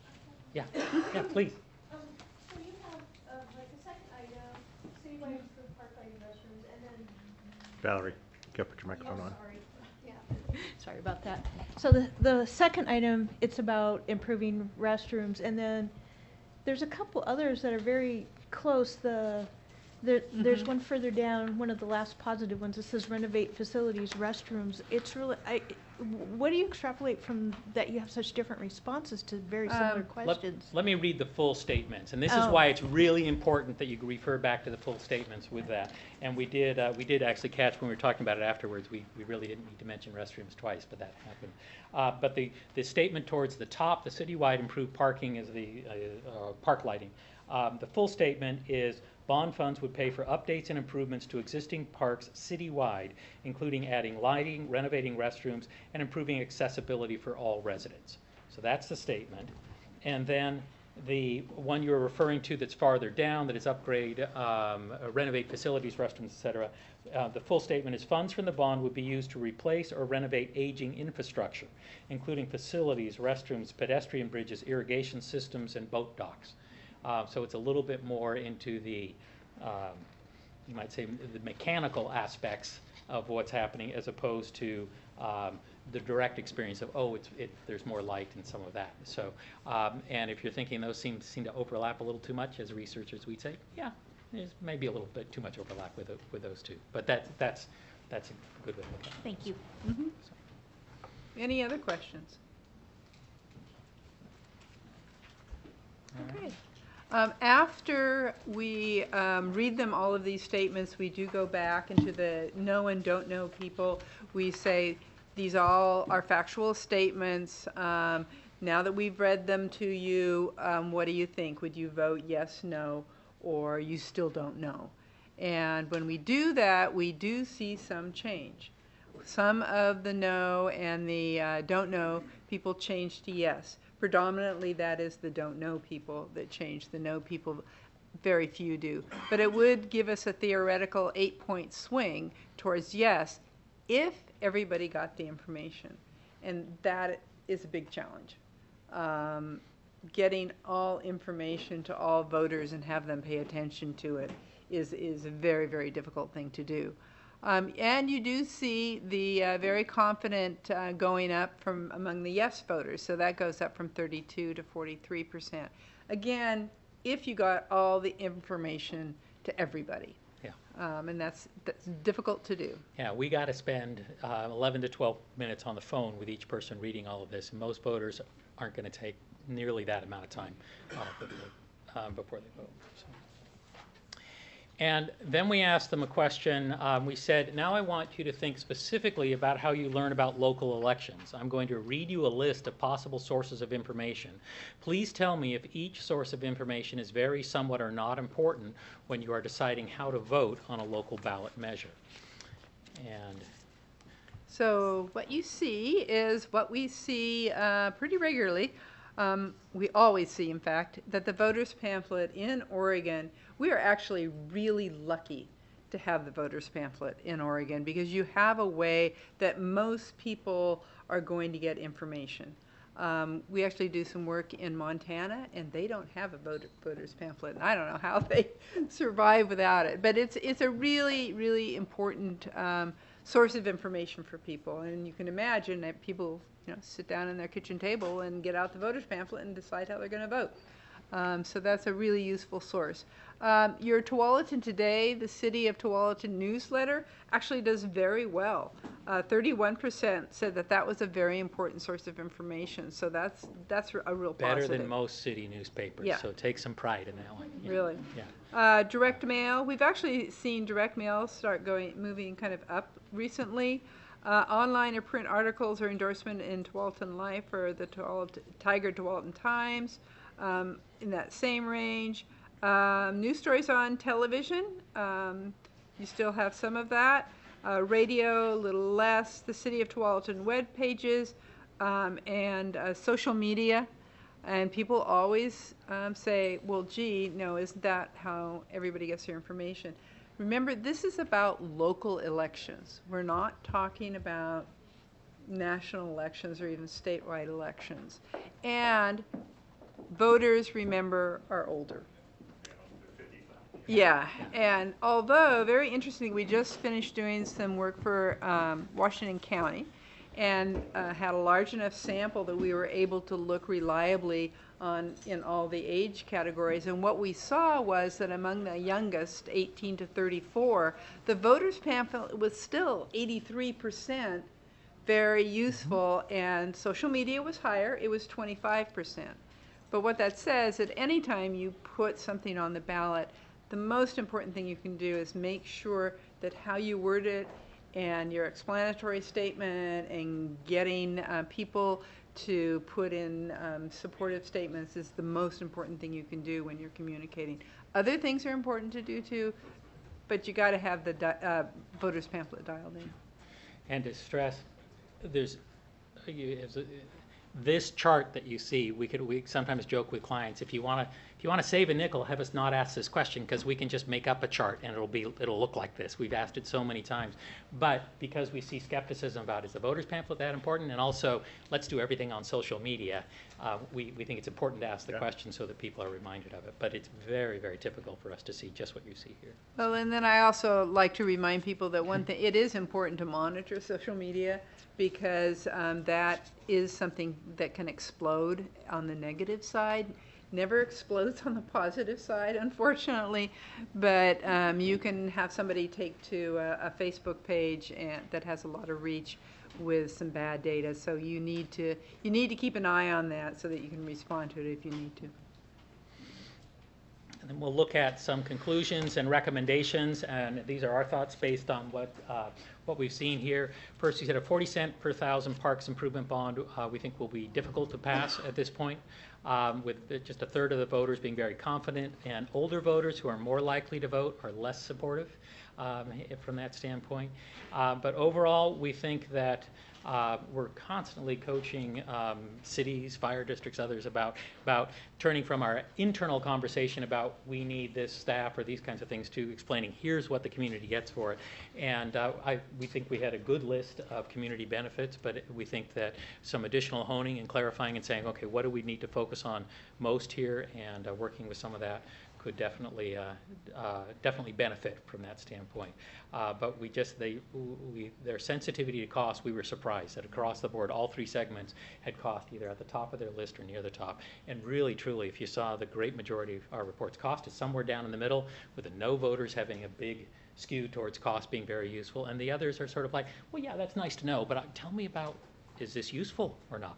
And some of those questions. So very different profile there. And that, I think, leads into, maybe I'll take that one as well, that what we know from the research that we've done over a long period of time is there are three basic things that voters are weighing when they are deciding, do I want to vote for a money measure or not? And the first is the simple question, is this value a benefit to the community? So, and that's why we're, always coaching. Don't talk about how many people you're going to hire or whatever the issue is. Talk about what those people are going to do for the community, and focus on that, because that's the value they're looking at. So they look at that and say, yeah, it does seem like it'd be valuable to the community. Then the next question they ask is, and really they ask this before they ask the dollar amount. They ask, do I trust the organization to use tax dollars wisely? So we did some work in a jurisdiction in Southern Oregon where they had recently passed a library bond, built the library, but didn't have money to staff it. So they had a great big building that was empty. And it was going to be really hard to pass anything after that, because there was a lot of negativity towards government there. Unfortunately, you don't have to do it yourself. You can have a neighboring jurisdiction do that, or even people hear about what happened, I never know how to say Wapato jail or Wapato or however you say that, but that jail debacle in Multnomah County, you can get blamed for that, just because people like to sort of be skeptical about a government. So all that you can do to make sure that voters are aware that this is a city that is accountable and takes care of tax dollars wisely helps with even the statement about the Metro bond is an example of a statement that says, hey, here's a way we're leveraging tax dollars and some of that. And those are harder arguments to make, but voters really want to know that you're being responsible and careful and are good stewards. Mm-hmm. And then the third one that you can't control very much is degree of economic optimism.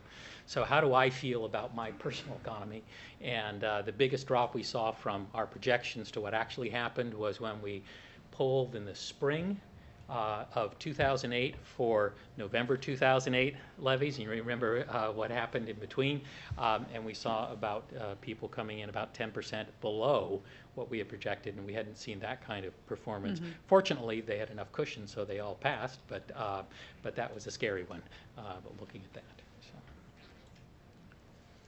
So before you put a money measure on the ballot for parks, you need to revise what it is that you're thinking about putting on there.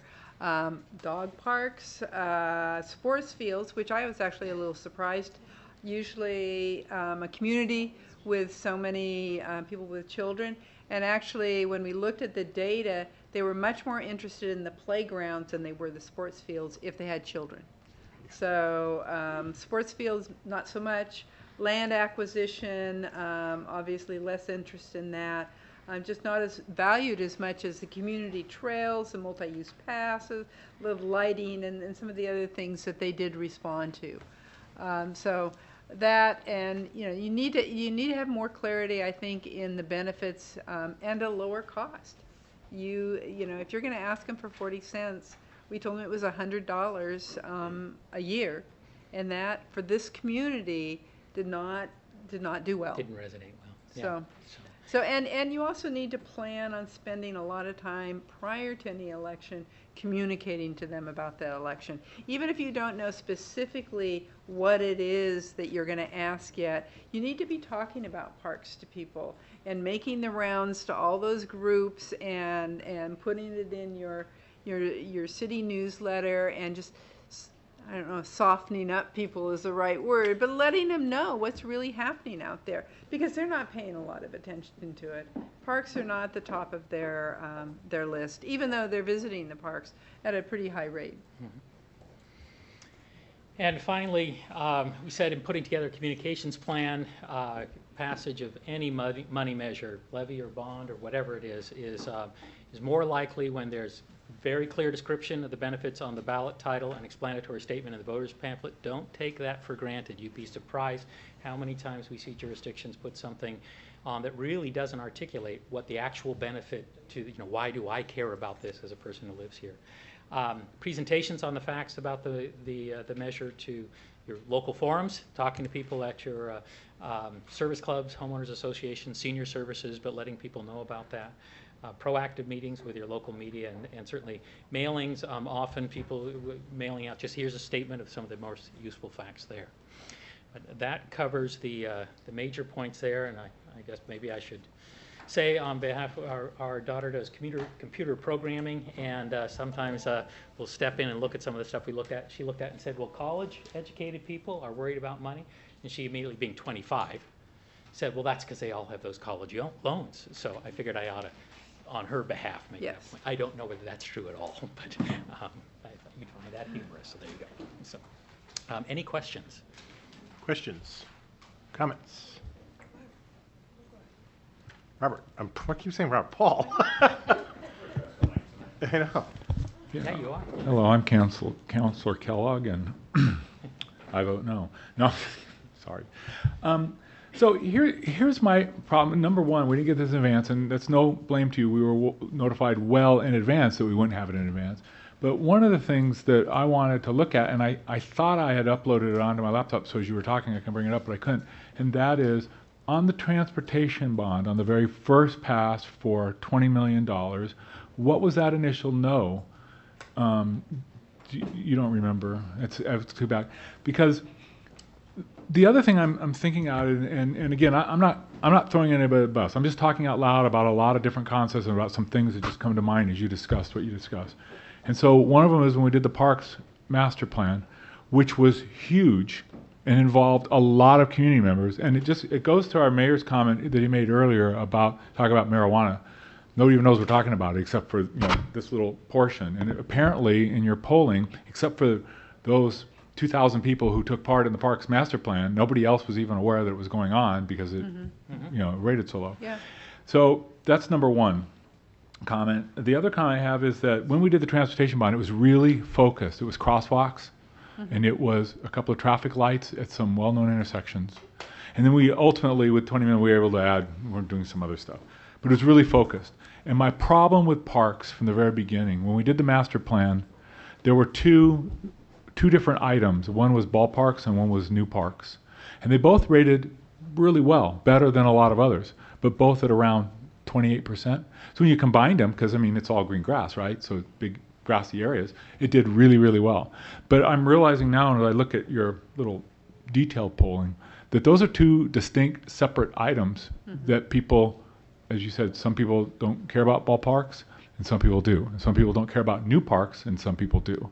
And so I guess my comment would be, we would need to figure out a way, and Ross, I'm looking at you when I say this, we need to figure out a way to number one, I think, and I said this at the council meeting back in October, I don't think this council can with a single voice say exactly what we want. Everyone knows what I want. I've been really adamant and very vocal about some new ballparks for the youth. But nobody else has really quantified what's the most important thing to me. And I think as a council, we need to itemize that priority, the priority one list that we have from the master plan. And then of that list, we need to trim it down to maybe 20 million, 25 million. But more importantly, because I think at the end of the day, if it was really a laser focused list, 40 cents is not, I mean, that's what the transportation bond was. It was actually higher, it was 50 cents.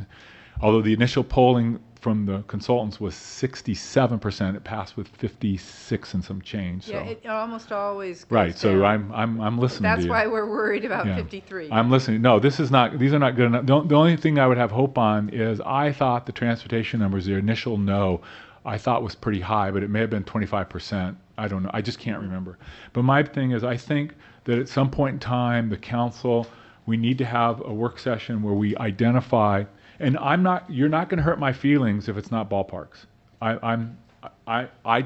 We need to decide trails, new parks, ballparks, renovation of restaurant. I mean, I'm looking at this list. I'm going, no wonder nobody supports it. It's all over the board, from new restrooms to dog park. You know, nobody ever talked about a dog park, as far as I remember, because we just built a little small one over by Jurgens. So, I think that would be step one, or at least my comment would be step one: figure out how to focus in on exactly what the council wants and what the community wants. And I think even with the community, we need to get them to kind of merge together and decide baseball fields or parks, new trails or dog park or whatever that is. If we can just add two things to that. One, you do have some prioritization here from the community, so it's worth thinking about that. I mean, these are voters that you have just surveyed. So keeping that in mind. And two, the observation that you can have many people very active in putting together a plan and have a voter survey be different is the reason why you do the surveys. And we always want to say, because we've spent time on community organizing and involvement as well, we think it's critically important to listen to people who care enough to come to meetings and participate. That is very important. And it's also important to understand where the voters stand, and those are both voices that are valuable. Right, and then also, and I forgot to say the most important thing, thank you very much for this report. It was, even though it was rushed, and I will look at this in more detail later on, I really appreciate all the information that's in here and the job that you guys did in terms of breaking that down, and thank you.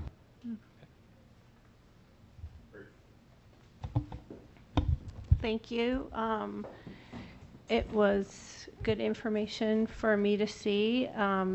Intuitively, I feel like that's what I've heard. I've heard concerns about infrastructure needs, desire for trails from people that I've talked to, and concerns around like bathrooms and the bridges falling. And so I, again, like I've said before, I think that with our asset management, and making sure that we take care of deferred maintenance and continue to reflect what the voters are looking for is a really important way of prioritizing. I still think that having something like that, fees that are ongoing for ongoing maintenance to help make sure that we don't have all this deferred maintenance going forward, may be a helpful thing in combination with maybe a bond that's smaller and more specific towards our needs. And this research kind of validates what my thoughts have been. So I appreciate it. Thank you. Others? Yeah. Rhea? So some of the things that I have heard in the community, particularly those who rent, is that when there's, they would rather have like a fee on their utility bill versus having a property tax, which would be kind of like a bond, because then that affects everybody's rent and it goes up, and then there's no way to monitor themselves that, you know, how much it goes on water or whatever it is, that utility we're trying to do this. So and they actually talk to their property owners, friends, you know, don't vote on that, make sure, because of it will affect us as renters. So just so you know, that's another comment that I've heard from people out there that are voicing their opinions about this specific thing. They are for having the parks, and you know, they want to support it, but they don't want it to be on their property taxes, because if they don't own the property, then that affects them with the rent and all that. So that's one thing I wanted to say out there. Also, they question they did say a little bit about the bond, the transportation bond, that it was so recent for them to go into another bond that they feel that they need to see first what we promised with that bond first before they want to cast a vote on another bond for the future. So those are two things that I've heard from the community in regards to this specific plan. Robert?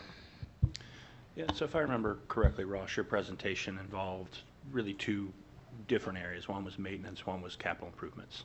And looking at the initial ask on this, it says improvements, but it sort of doesn't seem to me that you were clearly saying this would all be for new capital expenditures or this would all be for maintenance. Is that accurate? Yeah, that's accurate. I think what you see from our perspective at our last conversation at work session was where do we invest as a community, and what are the interests of our community members? Yeah, we have this master plan. Where do we start? And so our intent and our purpose and hope was to provide you with data that would help inform our decision making.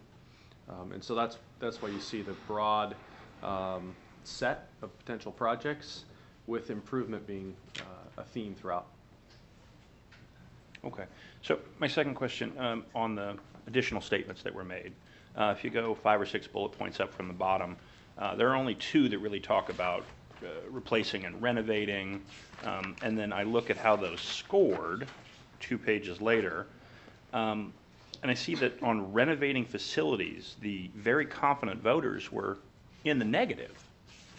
And what inference ought we draw from that? That those voters who would support what they think is a capital improvement bond would be adamantly against a maintenance bond?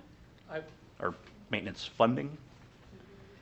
We can't, on the one hand, as researchers, we can't tell you more than, yep, that's what they said.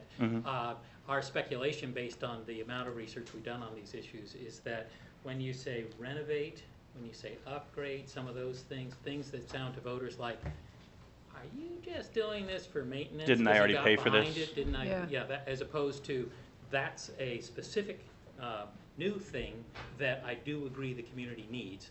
That's a clearer statement. And so that kind of, so I think it runs into a little bit of a gray area in some voters' minds. But keep in mind that all of these things rated, a fair number of people said very useful, so it's not like they're terrible. It's just like that's why that we think that's the difference there. Yeah, I'm just trying to, it seems to me that of the fairly positive responses, that was the one that stands out to me, where the green goes the opposite way. I think the word infrastructure, I'm not too sure how people actually view that word in the country.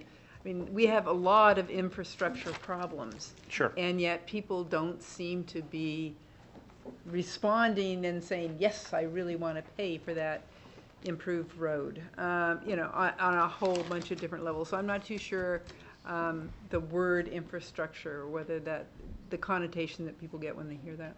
And that may be one reason why it didn't do as well. All right. Well, thank you for your presentation and sharing your wisdom with us. It's much appreciated. Thanks. I have a question about the timing. And I realize if you're looking to put something, say, on the May election, you have to start now to ask the questions. But I'm just wondering, especially because overwhelmingly the idea of spending more money seemed to really strike a negative chord with the people that we were researching. How much weight, I guess I would say, do you give to the actual time that we're doing the survey? That it was right after Christmas? Well, it was right after Christmas. People are doing their taxes. It's a presidential election year. There's a number of military conflicts going on. I think people, it's sort of an unrestful time. If we were to do the same context, sort of... The context of what's going on around them is important. That's why, everything went down so far in 2008. Right. But, if the thought was that sometime this year you would put something on the ballot. And I don't think that the context, I don't know that it's going to get any cheerier between now and next November. So, if you wait until everybody's happy. Right, yeah. There's definitely no perfect time. Yeah. Sure. There are sometimes a good time not to do it. So if there's some, really, I don't know, scandalous news story that everybody's worked up about. and We something's have going- stopped we have stopped interviewing. and said, let's wait a little bit. But there's always Sure. those issues. Yeah. And there's this, I mean, we kind of joke, there's a little bit of tea leaves reading here because we are many months out. And you don't, as a city, you wouldn't pay for us to do polling after you put it on the ballot. It's about helping you make that decision. So we are some distance out. Right. So it's about helping guide those decisions. We've never actually seen January be particularly negative results in the past when we've done, because it is a time that we often are doing things because people want need the polling before putting it on the ballot for May. I mean, now is the time you would have to do it, and I would say that we haven't historically seen that this is a particularly negative time to poll. Wow. We don't poll, for instance, we will not be polling in even late September, October next fall. We won't recommend any of our clients poll at that time. We typically don't poll in August because too many people are gone. So there are some times that we choose not to poll. But January isn't one of them. That's interesting. Thank you. All right, we've got a few minutes, so definitely hearing that this is not going on the May ballot. We know that, so we know that. We'll defer any further action on getting this on the May ballot. And it sounds like we have to regroup and reorganize and look at our message, look at, as Paul was saying, look at what we want to identify as potential projects. And I think we're going to have that discussion at the council advance on what the next steps are based on this terrific report that gives us incredible feedback and insight into what's important to the community and what's not. And I loved your comment about the external versus internal messaging, that the government gobbledygook speak doesn't sit well with the public, and what we assume they know, they don't know, and what we're talking about, they have no idea what we're talking about, or it's miscommunication. So that's very good feedback. Going with this, I think some of you have been following, Tigard is fighting this with their police bond. They're down to, I believe, 29 cents, and it's still not going through. They're at 30%. So they're scrambling to try to figure out how they're going to get something on the ballot in May to support their police department, to get officers and equipment, as well as I believe the Washington County Sheriff is having some issues with their polling. So this is why the money thing, I think, is a big question for a lot of voters. As opposed to the library, Which is people doing see the value great. is exactly your message. Yeah, people like libraries. Yeah, the value they're Yeah. seeing, I mean, that's what the big difference is. They're Yeah. seeing the value there and they trust libraries. And I think the part of the issue is, as Maria is saying, people here, Metro's going to be putting on the November 2020 ballot, the T2020. They're hearing about the folks may put a wraparound services. They're hearing there might be a lot of bond measures on the ballot in November. I have a feeling they're throwing their hands up going, this money thing, I want to have so much money in my wallet and reprioritize. And I think, as you were saying, you got to sell this better. Get your message across and sell it and have the community see the value, like we did, as Paul was mentioning, for the transportation bond.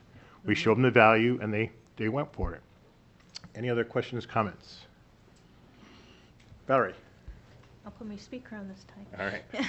I'm wondering, I mean, we can see from this clearly that nobody is willing to pay, the $100 a year, but we have other ways of funding from levies or assessments, and so can we extrapolate how much, if people are willing to pay nothing, or if it's just a lesser amount? Is that all we can glean from this?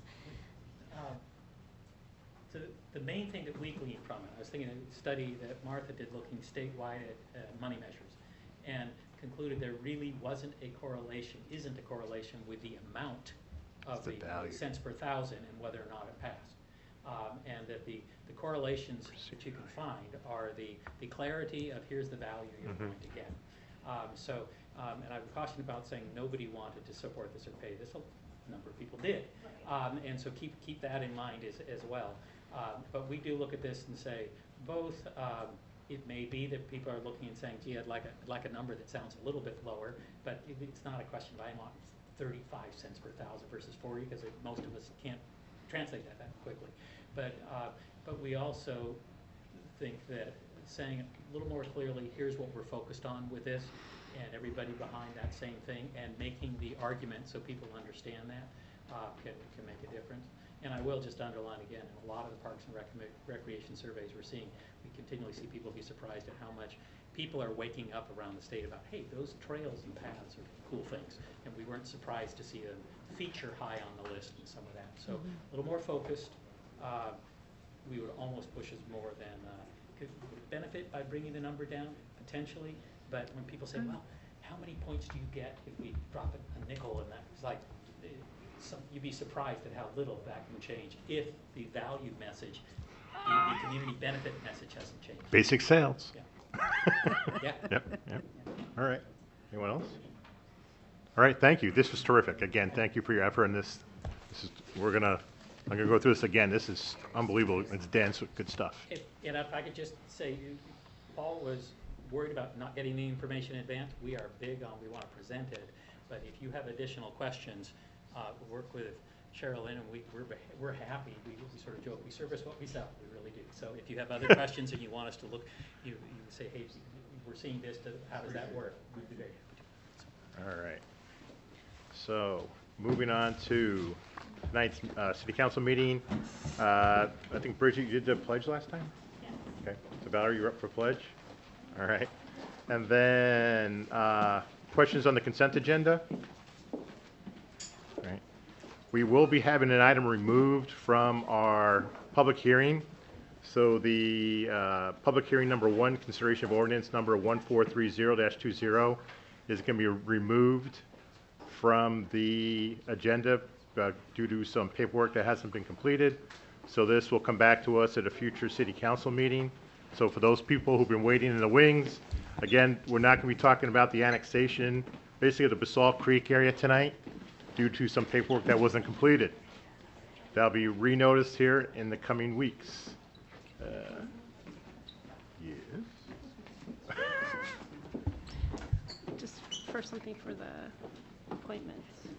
Okay, and then, okay. Anything else? Got the consent? Got that? Okay. For me, it's like, I wanted to take one item off from the consent, I think it is the appointments. There was, oh, it's not? No. Okay, it's off. General Oh, business. general business. Yeah. So then I don't talk about it now? Okay, never mind. All right. All right. Yeah. Any other questions? Okay, we'll go ahead and conclude this work session. And we need to go to the restroom real quick. Okay, we'll kick this back up at 10 after 7.